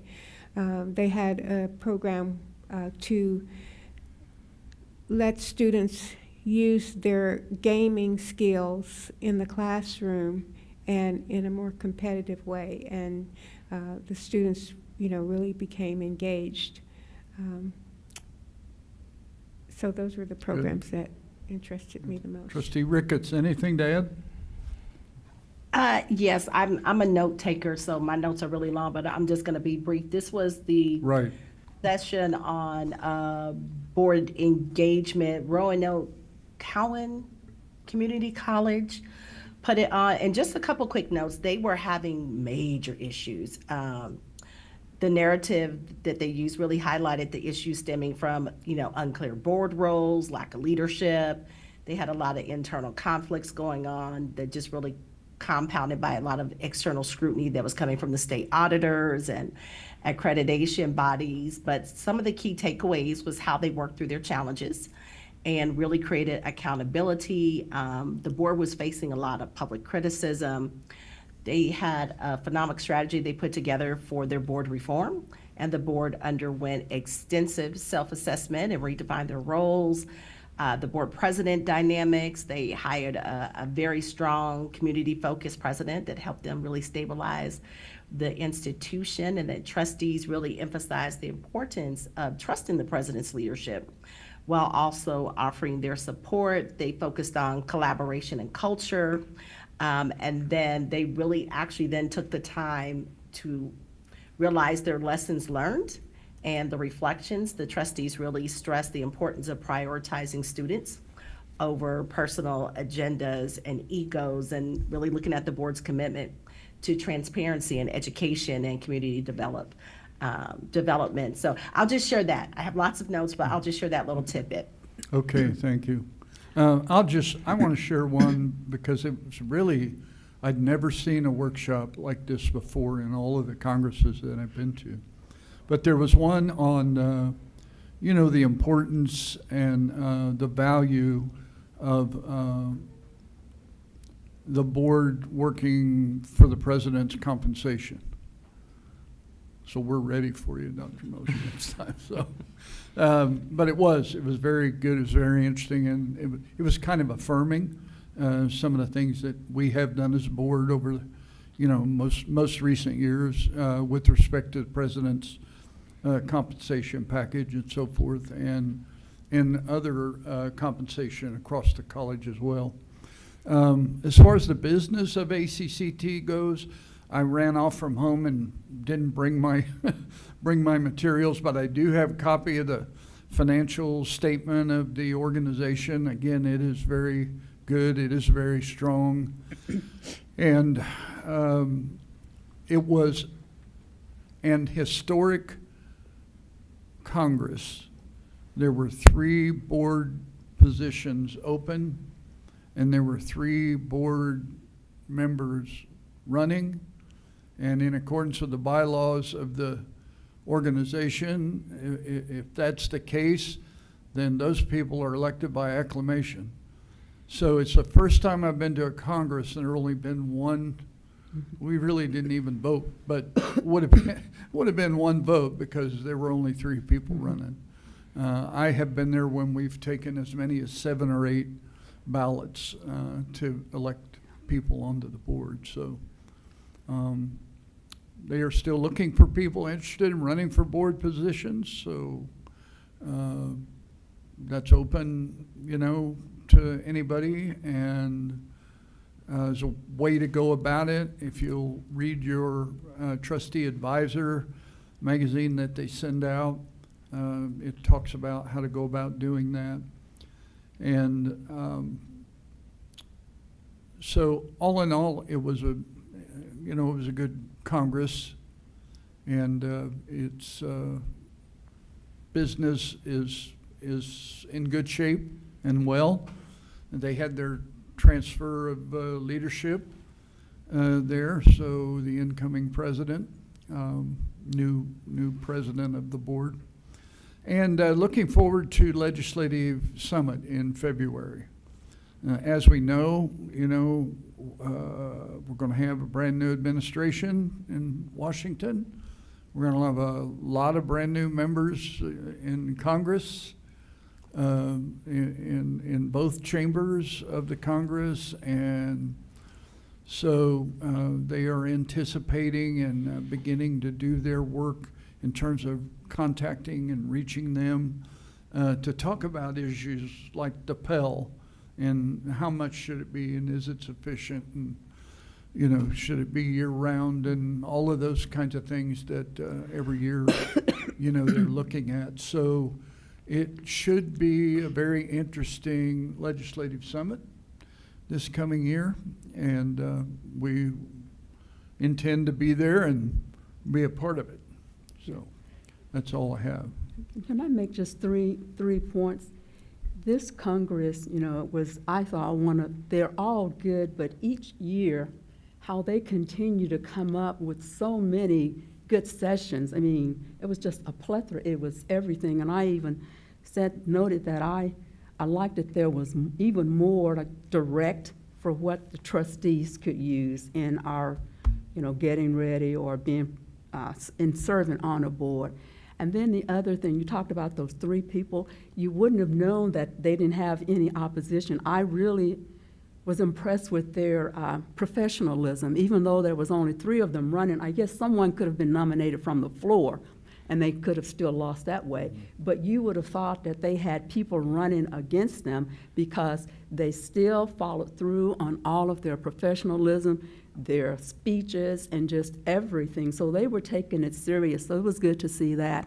And then the last thing is, the chair for the Congress serves 1 year. And so history was made this year in that the chair-elect for the Congress next year in Louisiana, I believe, New Orleans, is Fukutake. He is the first Japanese American to ever serve that position. And he made his speech Saturday morning. And I know you all had already left, but it was very encouraging to hear. And so they really cheered him on because of the diversity and inclusion that they are showing by their first Japanese American to head that Congress next year.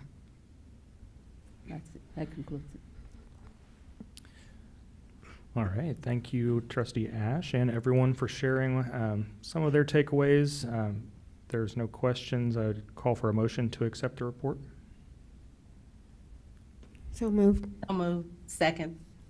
We have a motion and a second. All in favor? Aye. Aye. Any opposed? Motion carries. Thank you. Next on our agenda would be the consent agenda. This time I'd invite any questions or comments, and if there are none, I would call for a motion to approve the consent agenda. Excuse me. So moved. Second. We have a motion and a second. All in favor? Aye. Aye. Aye. Any opposed? Motion carries. Thank you. Next, I would invite the, excuse me, sorry, I'm off on my agenda here. Next, I would invite the Student Senate report, Mr. Joseph Sanchez, Student Senate President. I believe he is on virtually. Hello, can you guys hear me? We Yes. can. Yep. Okay. So on October 25th, we had the Fall Festival. It went very well. It was well received. All attendance there. There were 75 people who attended, and there was a lot of positive feedback. The biggest hit at that festival was karaoke. On November 4th, we had grocery bingo. We had over 55 attendants. And then yesterday we had an event for students. We had a Scream for Ice Cream yesterday. We had over 140 who attended. And that's all I have to report. Thank you. Any questions for Mr. Sanchez?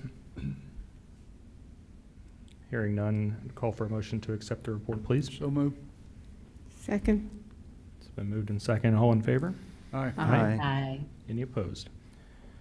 Motion carries. Thank you. Next, we'll hear from the President's report, Dr. Mosher.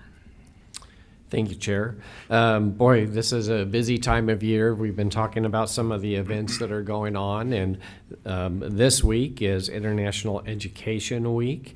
Many events going on with that, but I don't want to steal Dr. Riobe's thunder, so she'll be up shortly and talk about that and some other things. Last week, we had that opportunity to be the keynote address at the NICE annual awards luncheon, and that's the National Institute for Construction Excellence. With the project, we were going to present last year, but with the delay in construction, we went this year. But it was a great turnout, modified some of the presentation, which I'll be excited to share with you later. There were a little over 800 in attendance at that luncheon, and we got a very good response and a lot of excitement about what we're doing with the downtown site, and especially the public-private partnership model that we have been approaching as the college.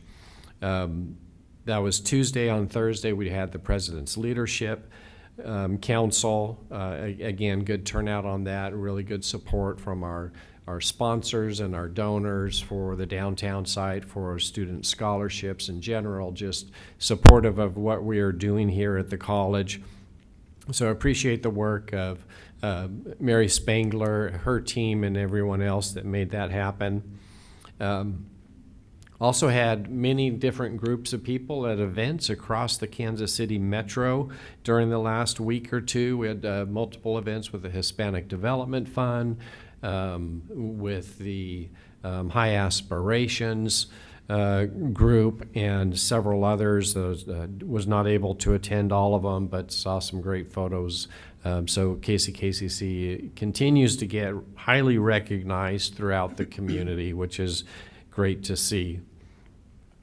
Tomorrow is the panel that I'll be serving on. I was asked by Dr. Flanders, the president and CEO of KBOR, to serve on a panel for the Midwest Higher Education Compact, and it's on discussing prison education and our expansion in this area and what the community colleges are doing and can do to help provide education in the prisons.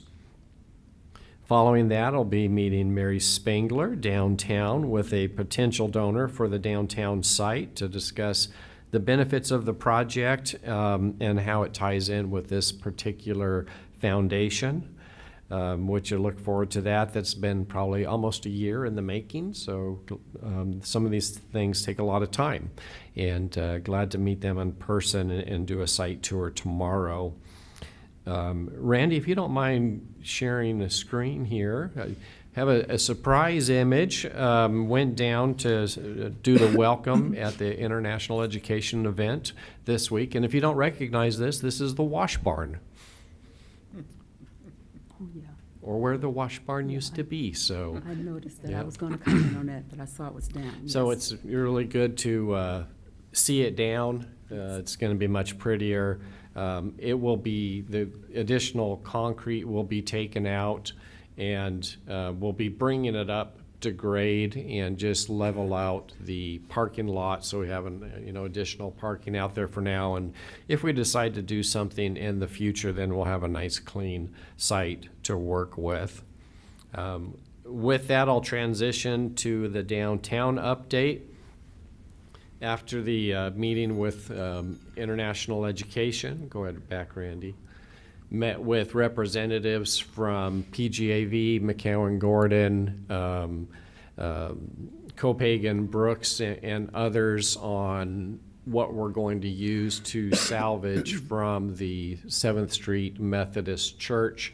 They're looking at the white stanchions, which will go outside of the community conference room.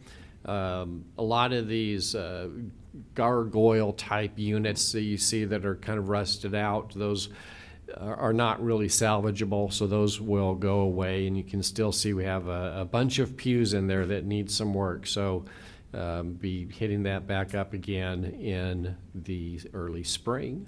And in the back, you can see some of the stained glass windows. So they're coming in and making sure that they have everything set as we fine tune the dimensions and how we are going to, one, restore these historical elements, and then two, especially on the stained glass units, because they're twice as tall as what you see here. It takes 2 units stacked on top of each other to make one stained glass window.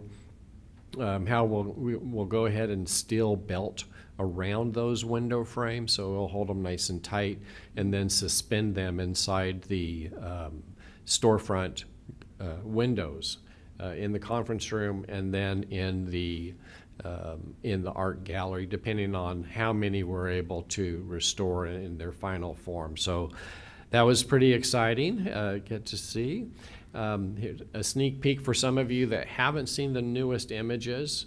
And I'm going to show you this image, and then I'm going to segue to a related topic.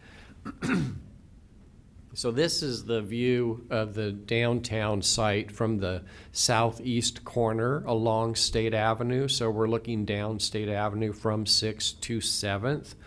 And if you'll recall, in our conversations, we said, you know, we're going to keep what we call the Kraken building, which is on the southeast corner of the block. It's very sound. We purchased that from a private individual, and it is able to be repurposed. So we're at a point, we're doing well on the project. The rain and such is setting us back a little bit. We had some additional findings when we went to excavate the parking lot on the west side of the Willa Gill that's up on top of the hill. There was a church that was there also, adjacent to the Methodist church, but it was blown in a storm in 1940. So I believe that most of the articles that were salvageable were brought out, and then the building was pushed in on itself and crushed and then buried.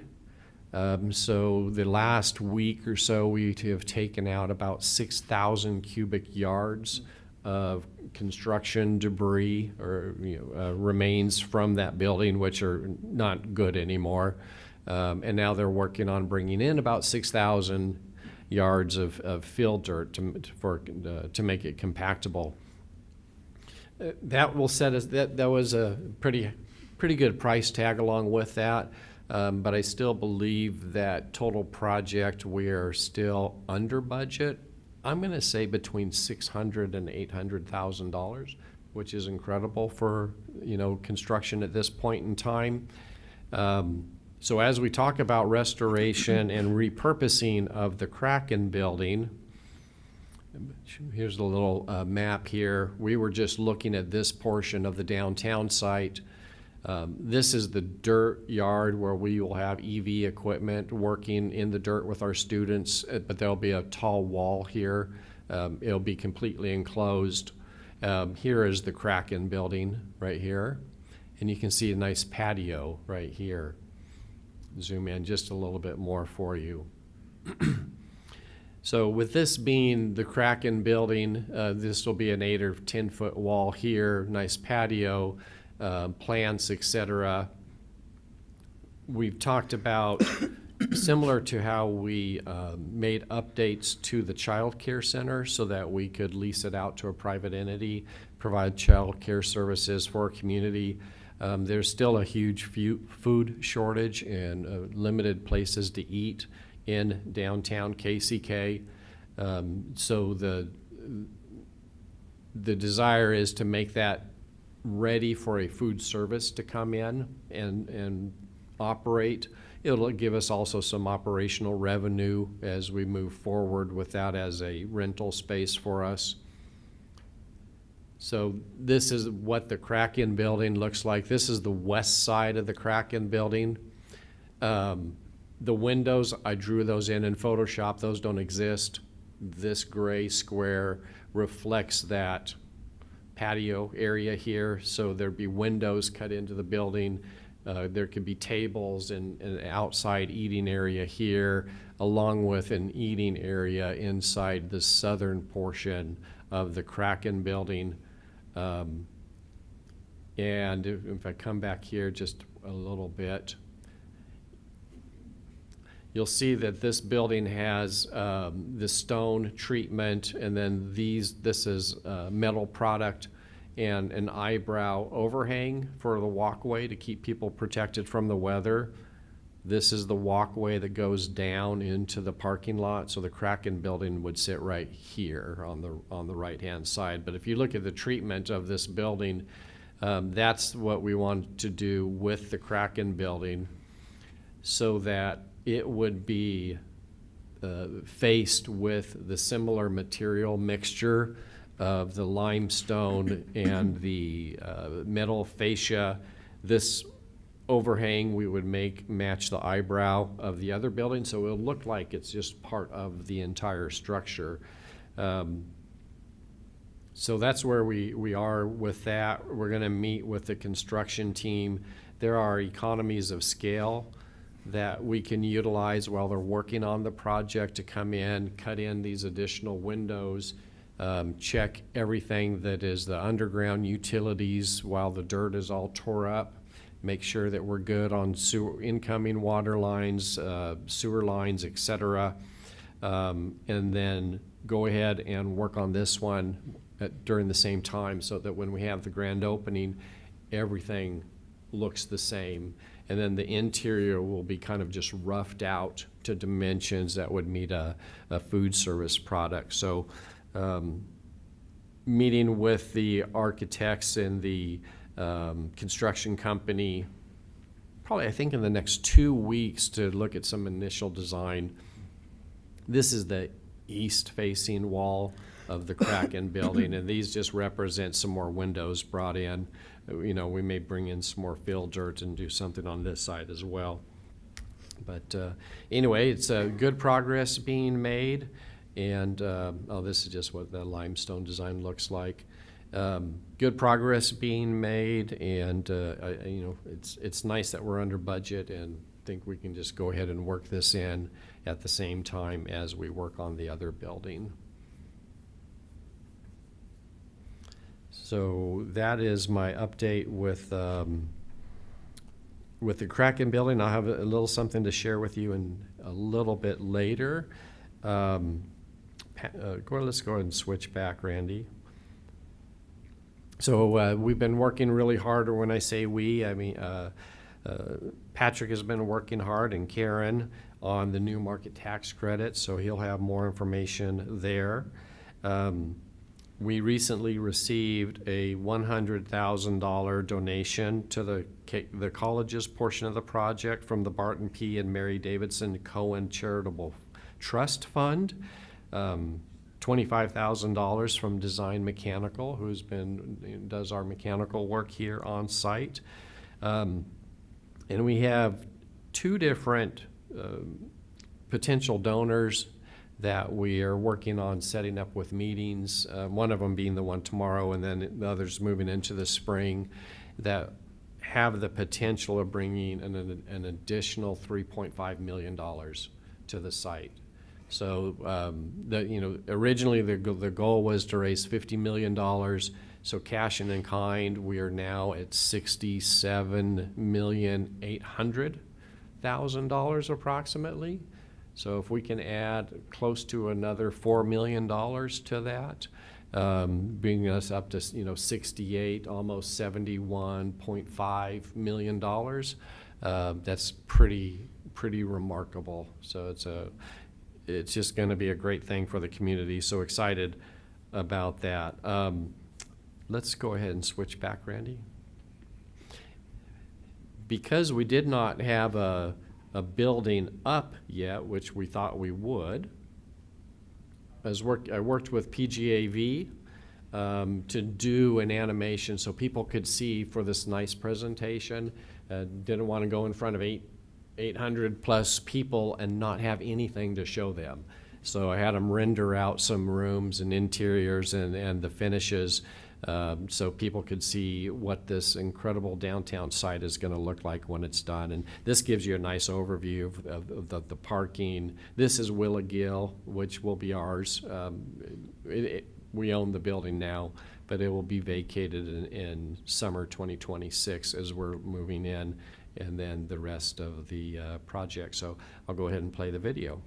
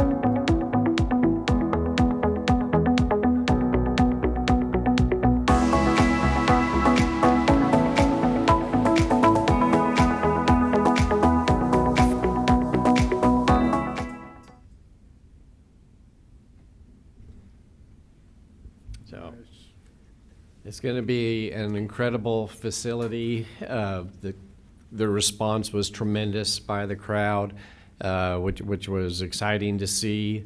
As we talk about projects that I work on, I never set the bar low. I always set the bar high, and people are going to be competing with KCKCC in future design, construction, architecture on what the future of downtown KCKCC looks like.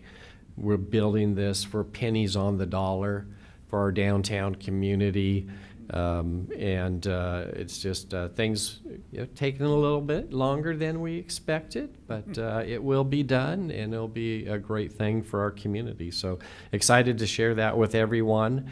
With that, just a couple other reminders. Next week, we will be closed for the Thanksgiving break, so I hope everyone enjoy some time off traveling and visiting families. If you're traveling, travel safely. We'll see you back here in December.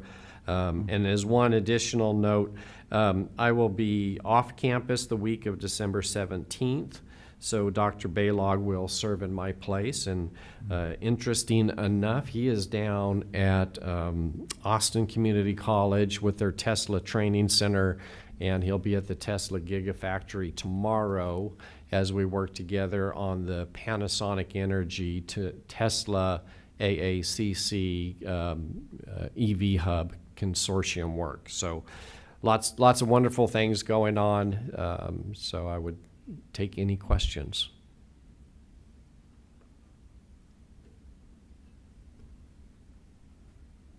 Thank you. Move approval of the report. So moved. We have a motion and a second. All in favor? Aye. Aye. Any opposed? Motion carries. Thank you. Moving forward, a little out of order, Dr. Ryobe has some guests that she is hosting for International Education Week, so I'd like to invite her to the podium to do her presentation. Good evening. I want to say good morning because we're always pumped up, right? So even though it's 7 o'clock at night, we're going to say good morning to get our energy back. And we absolutely want to thank everyone who has come out the past 2 days to kick off the launch of International Education Week with us. We have had over 145 participants engaged in our kickoff ceremony yesterday and today in our thematic forum. So as you know, the Office of Educational Innovation and Global Programming encompasses high school partnerships, online education services, workforce innovation, adult and continuing education, and of course, international and global programming. As we look forward, we are excited to report that in our adult and continuing education, our enrollment has not only increased, but so are our students' progress. Our GED students have shown a 31% improvement rate compared to where our GED students were in previous terms, and ELL programs are at a 65 educational gain. We are currently working to get funding with the Workforce Innovation Opportunity Grant that would help us provide more grant and supports for students to engage and interact in these programs. Not to mention our highly popular programs around driver's ed and motorcycle safety are resuming in March. And we get a lot of people in those registrations. So anybody who wants to learn how to ride a motorcycle, we can teach you. Our Kids on Campus program is also pursuing a $300,000 potential grant to expand our youth program around empowerment and literacy. So we're so excited about that. In high school partnerships, if you don't know, our high school partnerships are about a quarter of our enrollment here. And our team has diligently been working to enhance our partnerships with the 22 high schools that we are serving. We most recently hosted an annual luncheon with our partners, not only to share relevant information, but to also to get information from them to find out what's working, but also what are those programs that their students are interested in, and how are we going to position ourselves to meet those needs. We are piloting new enrollment features to streamline enrollment to our programs for the high school students. And a lot of that has integrated AI to give students almost a real life experience of what it would look like, not only in their program, but also being a student here at KCKCC. So that's extremely important for us. We recently launched an outreach campaign to engage underrepresented students in order to get their families to understand what it means to be early admitted into college. So we're excited about that. Again, as we move on to international scholar services and global programming, a lot of you guys heard me talk about kickball for a long time. So I'm going to share this highlight video with you, some snapshots as to our successful kickball event.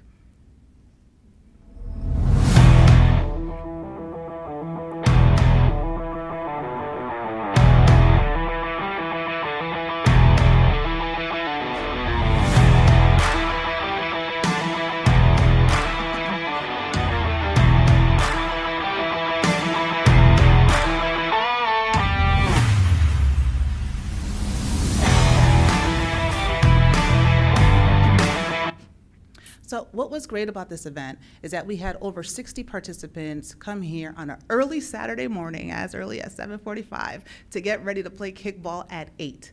And we raised over $2,000 in support of international programming and students here on this campus. And yes, you can clap for that because our team wants to hear it. Right? As we're continuing on with our international programming, if you kind of look behind me, you see that we have moved our flags. That is because our enrollment for international scholars have grown 44%. And this is the national trend so far, according to our International Institute data, is that on average, community colleges are seeing a 12.7% increase, and we have seen a 44% increase. So I have to say KCKCC is doing something right. So I want to give a shout out to Dr. Scott, who's actually helping us lead these initiatives and is staying engaged not only with the trends, but is making sure that we are part of national and international conversations around the future of international education and how do we build global competency. So thank you, Dr. Scott. As we move on. 1 minute. As we move on to online education services, we have successfully integrated our Blackboard Ultra LMS system. We are continuing to support faculty with customized and tailored support. We are working on 2 new technology integrations. One is Illuminate and the other is Genius, to enhance our learning analytics and to offer personalized courseware pathways. We are piloting a new AI chat box to offer 24/7 support for our students and enrollment needs. So we are excited, not to mention that we are collaborating with the State University of New York system in order to learn and offer opportunities around collaborative online international learning to support virtual international exchange. So kudos to OES, we are rocking and rolling. In workforce innovation, I'm so excited. As you can see here, this is the recent demo from our AET open house, where we had over 70 families come in and see our robotics at play. Our customized targeted programs for lineman apprenticeships and industrial maintenance technology are continuing to grow as we're expanding those opportunities in those cohorts. We are now looking to introduce strategic micro and stackable credentials in our curriculums so that people could come in and out with the desired skills that they need to grow and get to the next level of their employment. So again, thank you so much, and I'm happy to answer any questions.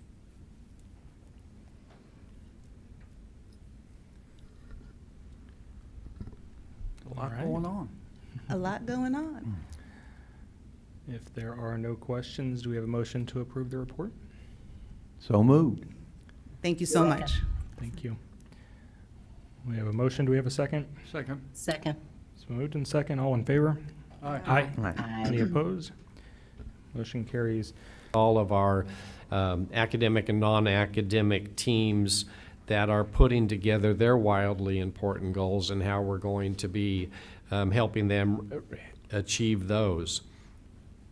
In October, Dr. Baylog engaged the Overland Park Chamber of Commerce to review their Kansas City Metro workforce data With the work that we're doing with the Civic Council and KC Rising, and it's more of a regional approach instead of county by county. So there's some good information coming out from that, so to help to prepare talent for in-demand jobs across the region. We also engaged area high schools and the Ewan Marion Kaufman Foundation Collective Impact Grant. We submitted a proposal for that. Partnering with K-12 institutions, University of Missouri, KC, Babson College, for partnering in incubators, worked with the Toolbox and Porterhouse on their educational on-ramps for mentoring and for entrepreneurs. KCKCC was also included in proposals from the University of Kansas Medical Center and Enterprise KC to help grow the number of skilled cybersecurity professionals in the region. And we saw some of our friends from the hospital this morning, actually. Some of the other activities that they're working on is Next Gen Career Pathways Symposium for Career and Technical Education. That was hosted up at the Pioneer Career Center with Leavenworth and Lansing High Schools, the libraries and others in the education and workforce arena on how we can partner together for Leavenworth County for skill development there as well. And lastly, this past month, Dr. Balog coordinated the second implementation session with the academic program coordinators training. This is actually the 40X session that I mentioned earlier. We want to thank the 3 additional coaches who have come on to help lead this effort. Cecilia Brewer, Dean of Academic Support and Assessment, Dr. Stephen Nettles, Director of Office of Institutional Effectiveness, and Tom Grady, the Director of the Blue Devil Institute for Teaching and Learning. And right now we have over 100 teams that are engaged across the college in this 40X new operational system for the college. So many good things happening across the area. And with the leadership of Dr. Balog and many who are giving him support in these initiatives. And that concludes his report. All right, any questions for Dr. Mosier? If not, do we have a motion to accept the report, please? So moved. Second. I have a motion and a second. All in favor? Aye. Aye. Aye. Any opposed? Motion carries. Thank you. Next, we have the Vice President of Academic Affairs report. Looks like Mr. Pope is headed to the podium. Good evening. Good evening. Thank you very much. One of the main things that Academic Affairs did this month and will continue to do over the next year and a half, I suppose, is regarding our Math Pathways initiative that is being spearheaded by KBOR. Dr. Kramer and I spent quite a bit of time one day this week putting up sticky pads and trying to map out how we're going to handle this. Most of the degrees at the college will have to change in some form. So I already thank my assistant, Janice Spillman, who will be in large part responsible for making sure our degree audits are updated to reflect that. But I think once we get through it, it will be a good thing for our students because college algebra will no longer be the only gateway math course. So students in certain programs in certain areas will have the opportunity to take statistics, take contemporary math. In our career and technical education, they might take a technical math course. And then we're working on, with the math department, we're working on a health professions math course. So that work is proceeding well. I had a great opportunity actually to talk to 2 individuals this week. One was a former student. I saw her walk in and I recognized her immediately, even though she was one of my first students here at the college. And it was just an exciting thing to hear that she'd graduated from here, went to UMKC, got a student work study at UMKC, was hired at UMKC in their IT department, and then after spending some time there, formed her own company and now has a nice small company of 7 employees. and they do a lot of data laying for big box companies, actually. So it was just a really exciting thing. She's going to be speaking at the candle lighting service, so I'm really excited to hear her. Another opportunity I had was to visit with a visiting professor who is playing at the jazz concert tomorrow night and Thursday night, Dr. Matthew Letter. His president saw our performances and awards in Downbeat magazine and said, how can we be this good? So this is a community college in Alabama. It's Calhoun Community College, and his president saw our awards and said, how can we be this good? So I had a really good conversation with that individual about some things that we're doing here, and I learned about some wonderful things they're doing there too. To talk about that fall jazz concert, it's here at the college. It's tomorrow night from 7 to 9, and there's so much going on. They're actually having a second concert on Thursday from 7 to 9. I don't know whether it's the same music or not, but hopefully you can get to attend one of those, and it'll be over in the Performing Arts Center. There's a picture in the board report of some students who had the opportunity to visit the audio engineering convention, and I think it's in New York. I forget exactly where it is. But they had pictures with someone from NPR's Tiny Desk Concerts, a theater sound designer, Grammy award-winning producer and owner of Studio G Brooklyn, so I'm thinking it's in New York because of that. This is a great opportunity for our students on a yearly basis in the audio engineering program to attend, and because of Dr. Corbett's own connections in the not only national but international audio engineering scene, he can connect these students with these individuals. So it was just really exciting. Culinary arts students actually went to, I don't know if you've heard of this restaurant, but Fox and Pearl chef Guy Danforth is a really well-known chef here in Kansas City. It's a wonderful restaurant there on Southwest Boulevard. And if you get a chance to go, and our students went and had a presentation from him, so that was very exciting for them. The NPTE, I apologize for the acronym, but that's the physical therapy assistant, the physical therapist assistant. Our pass rate for spring 2024 was 100%, so congratulations. And Dr. Kramer has students that, if you'll notice, visited and looked at internship possibilities at KU Med. So we have lots of stuff going on in academic affairs. We're always interested in and involved in student success, and not only student success here at the college, but student success beyond the college. So I'll stop there and I'll take any questions that you may have.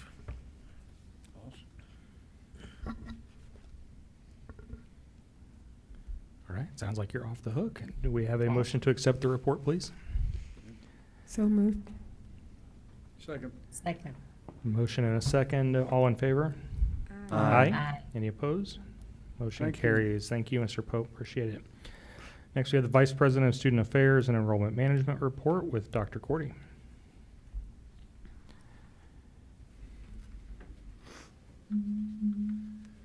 Thank you. I'm back. Just a couple highlights.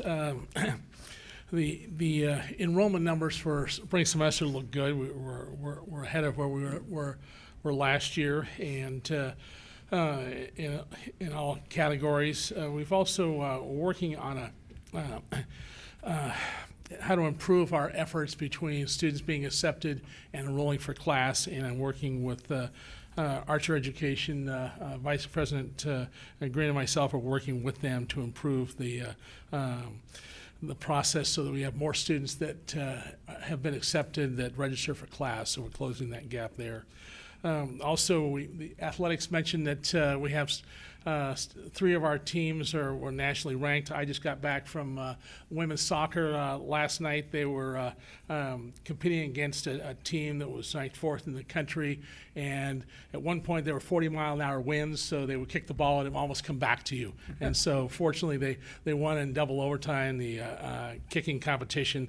They just did a super job, and so our athletic director is down with them, and hopefully they're competing against Western Arizona tonight, and hopefully they'll win that competition. But the field house unfortunately is not available for our teams that are inside, and so our teams are having to play their home games in other area locations. So if you go to some of their games, like I said, it's not necessarily in one location for every other home games. You just have to see what schools are available. So they're competing off campus for that. But the progress is that the field house will be finished sometime in March or April is the latest date on that. And then we've got a couple other things that are going on. We had a great Hall of Fame event. We also just we have a food pantry on campus, and this past month we served over 764 individuals, which I think is just great for our students. A couple other things that we're trying to do. We have a program that we've contracted. It's called the Student Assistant Plan, and it's an online program that helps with students' mental health. Many times we have breaks, either Christmas over the summer, in which our students are not able to see a mental health professional on campus, and this program will assist them in dealing with some of the issues. That, of course, we just saw one of our student athletes commented about some of the concerns with student athletes and mental health, but this is for all of our students here that have that need for additional mental health assistance. We also have a number of partnerships that we're developing with our iSchools that our Vice President talked more about that, but we've got that going on in the admissions area, also with our international students as well as our high school students.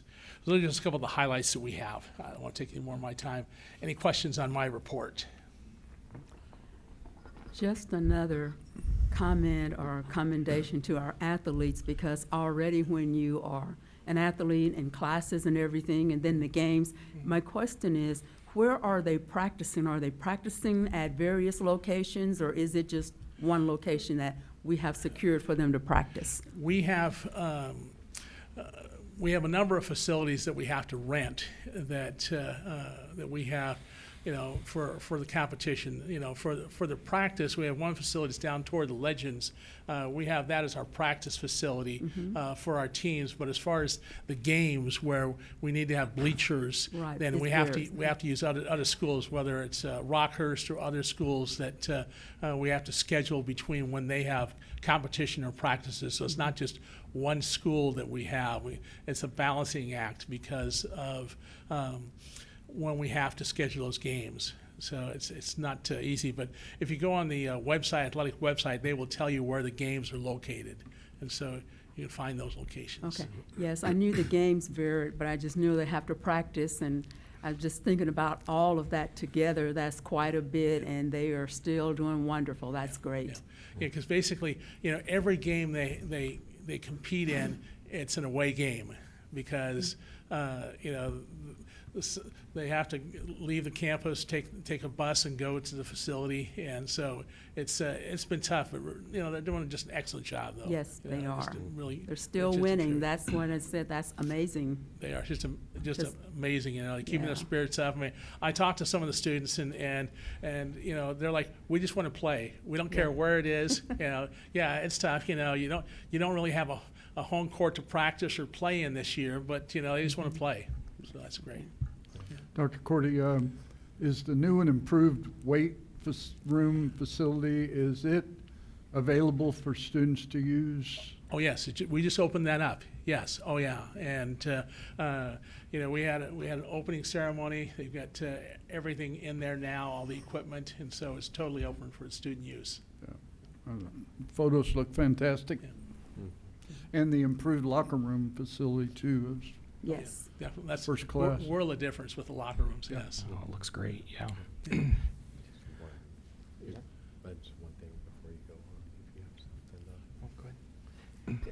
I just want to provide one bit of information on the enrollment report. This semester is a little bit different than previous semesters, so we've been having some conversations in cabinet on the best way to report. So we always start enrollment for the spring semester on November 1st, but this year we start 1 week later, so we have an additional week of enrollment. But it also throws off, normally we look at enrollment so we can do as close as a day-to-day comparison from the number of days prior to the beginning of the semester, right? But this semester, just for this year, it'll go back to normal next year, we actually have, if we do it that way, we have an extra week of an enrollment that has taken place now that didn't take place last year at this time. So it inflates the numbers because we have an additional week of students being enrolled. That's about a 4-day difference. If we look at it going the other direction, it's about a 2-day difference or so. If we look at starting at November 1st and counting the number of enrollment days, then it's a closer comparison. Until now, we've always just run a full report on Mondays when we did our enrollment report, but we're transitioning to that, so we do a daily poll. So in the future semesters, then we'll always be able to compare truly apples to apples, right? It's so this semester, as we look through these enrollment reports, and if you're seeing large fluctuations, it's because this is just an off year, and it's the number of days students have either had to enroll or had available to enroll, or how many days prior to the beginning of the semester. So it will average out as we get closer, but in the beginning of enrollment reporting, you'll see, some pretty large fluctuations. So I just want to explain that in case people have questions in their mind.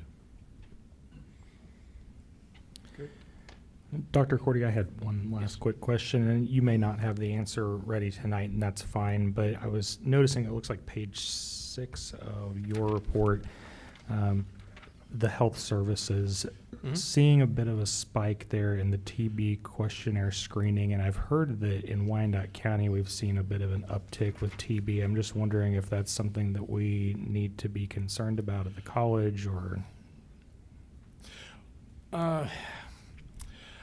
I can't give you a clear answer to that. As far as you're looking at the numbers there. Yeah, the chart at the top of 6.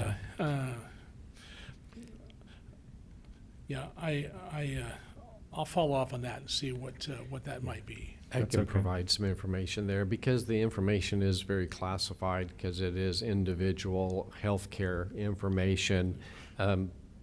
But I've had prior to Dr. Cordy's arrival, conversations with the county health department, so I have a little bit of background information on that, but I'm really not at liberty of sharing because it is personal health information of community members.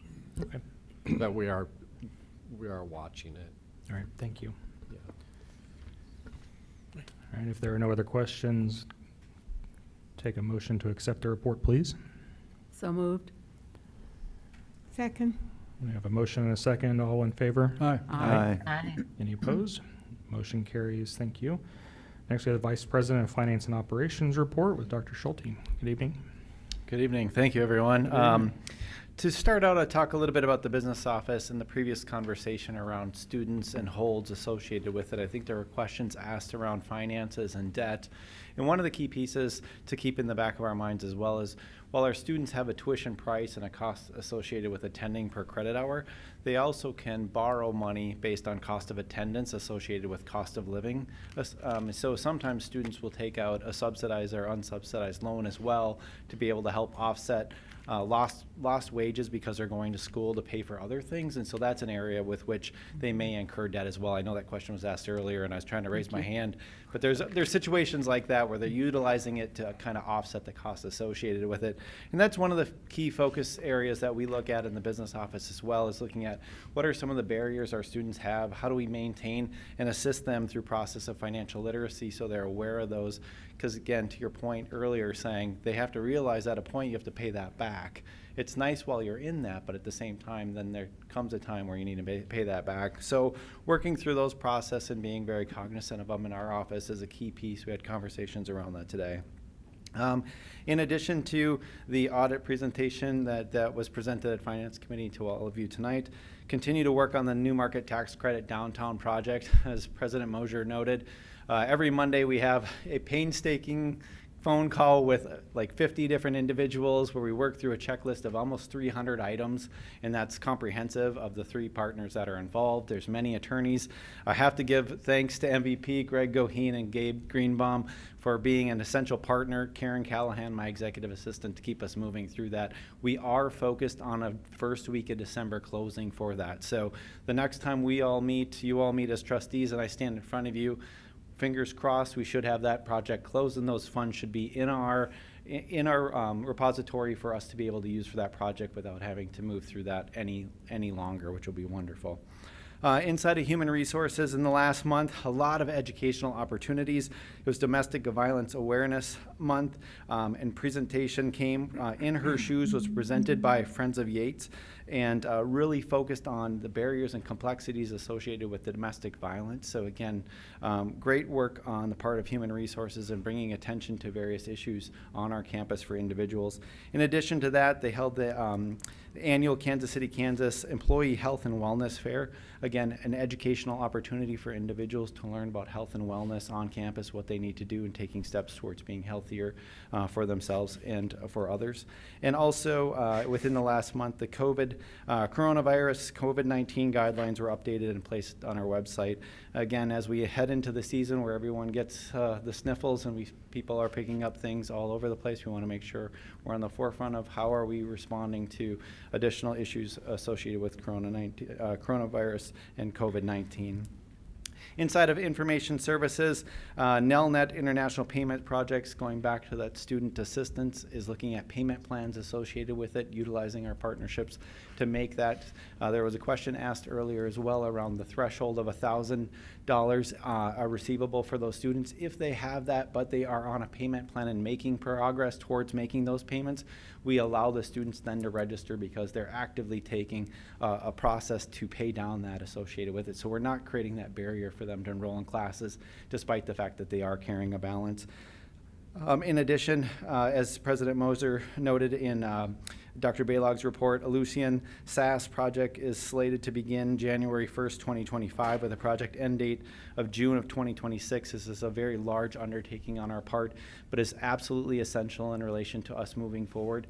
And Bob Walker, who's not here tonight, it's his birthday, so our CIO is taking the initiative on RFPs to how do we develop our scope of work and plans, standard operating procedures for all of our areas so that we have that procedure going forward, so the consistency is well beyond our time to say this is how we do it, how do we move forward, and basically laying out our procedures for all of those as well. Inside of Facility Services in the last month, we hired a new Director of Facility Services. Mrs. Debbie Fangman came to us, and we're excited to have her as a Blue Devil. She comes with 20 years of experience, and really what Debbie stood out as far as planning, looking at it from a planning standpoint and saying, not only do we have to address the day-to-day deferred maintenance needs of our campus and campuses, but how do we look further into the future to say where are we going and what are we doing? Debbie has been an essential asset and will engage in the downtown project as well, taking the lead on our development as we move, as we start to take it ground up. College Police conducted fire drills at main campus, Tech Education Center locations, and the Pioneer Career Center.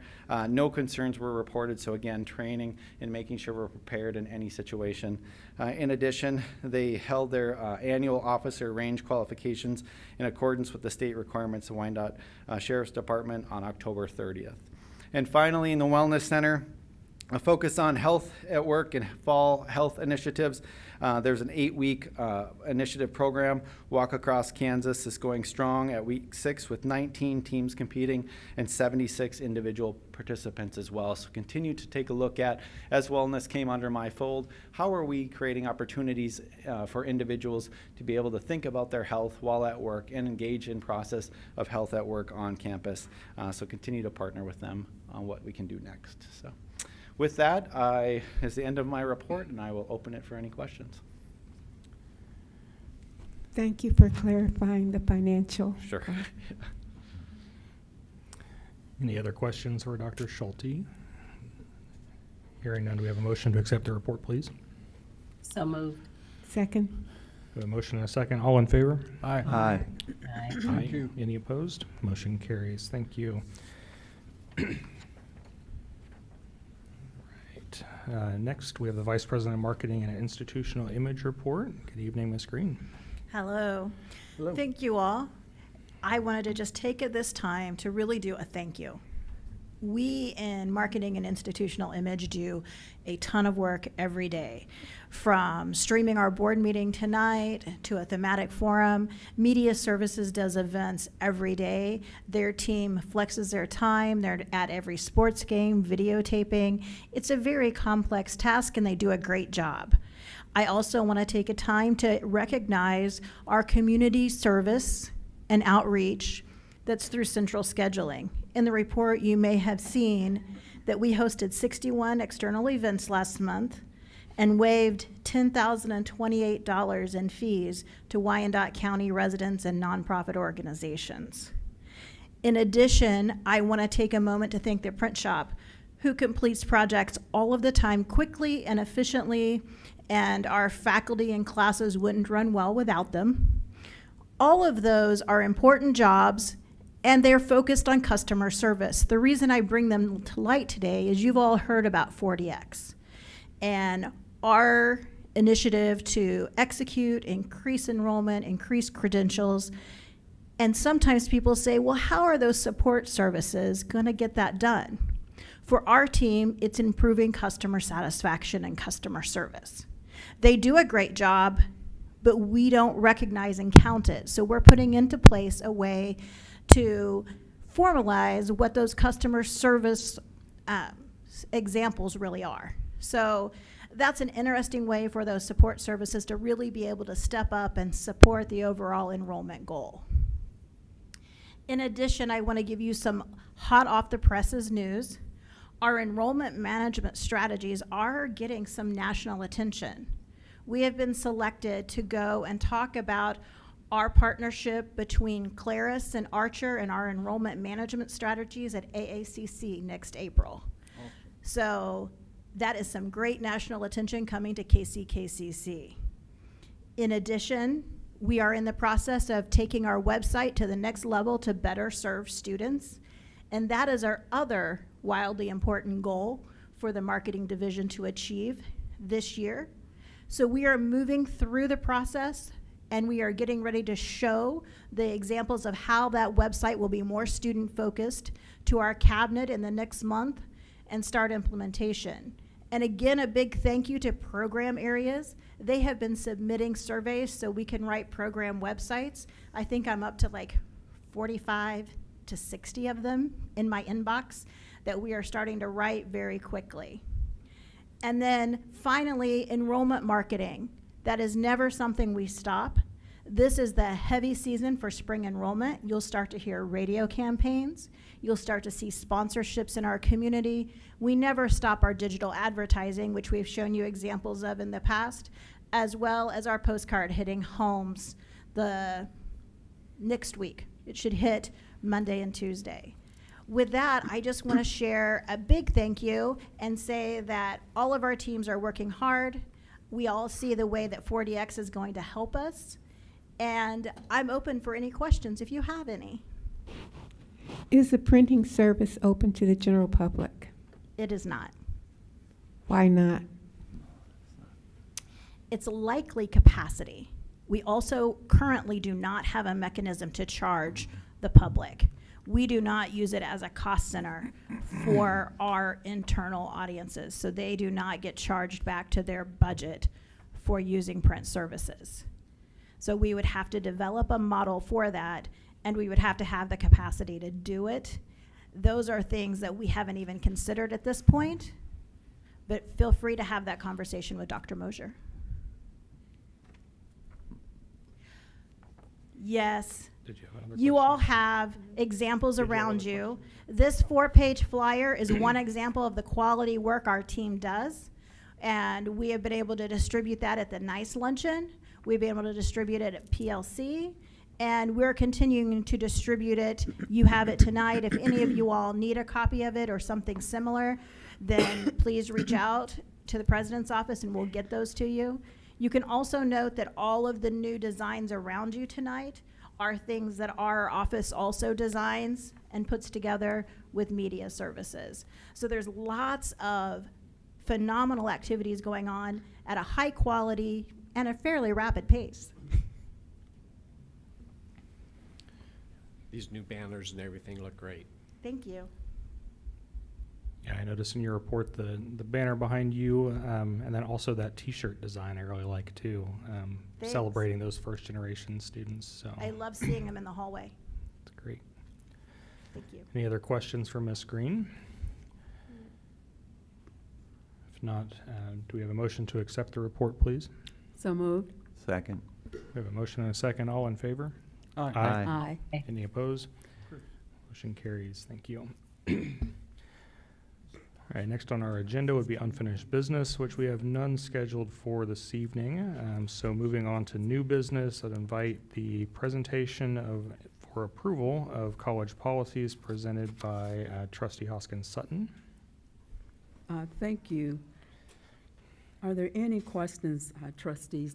The two that are before you, vacation leave policy 518 and employment category policy 5.51. I will add that they already have numbers. These are policies that already existed. We just did some cleanup, some updates on it. So let me know, do you have any questions on this? They both look very straightforward to me, and they were very clear the way they were presented. So Okay. personally, I don't have any questions. Appreciate the work. Yes, I had looked at the vacation one recently and noticed there was quite a few things that needed updated in that, so do appreciate. You what? I said I had noticed that there were a few things, including job titles and the like, that needed updated Yeah, in that, yeah. so appreciate that work. It looks very clear now. Okay. Then I turn it back to the chair for the vote. All right, this time if there's no other questions, I would call for a motion to approve the policies as presented. So moved. Second. We have a motion and a second. All in favor? Aye. Aye. Any opposed? Motion carries. Thank you. Next, I invite the presentation for approval of the 2024 Annual Audit and Financial Compliance Reports presented by Dr. Schulte. I know we've already heard from Novak Burks, so believe we just are asking for approval at this point, correct? Okay. Do we have a motion to approve the 2024 Annual Audit and Financial Compliance Reports, please? So moved. Second. We have a motion and a second. All in favor? Aye. Aye. Aye. Any opposed? Motion carries. Thank you. Next, I'd invite the presentation of the approval of the alcohol resolution for the Shepherd Center of Kansas City, Kansas fundraiser presented by Dr. Mosier. Thank you, Chair Isnard. So we have one alcohol waiver resolution in front of us this evening.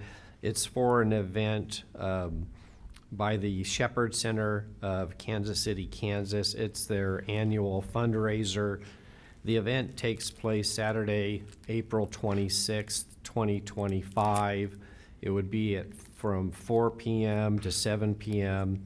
at the Thomas R. Burke Technical Education Center, the large conference room.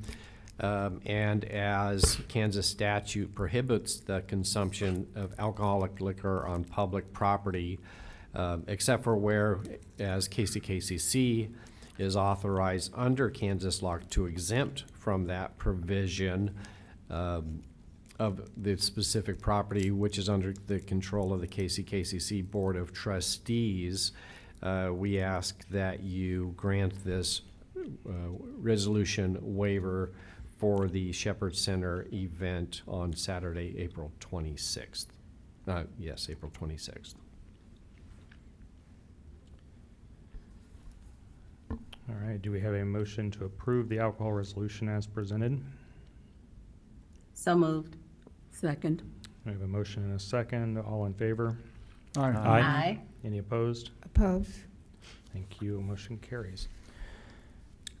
All right, before we adjourn this evening, I just wanted to thank everyone again for their contributions to the food drive. Thank you so much, and I hope that everyone has a wonderful holiday with family.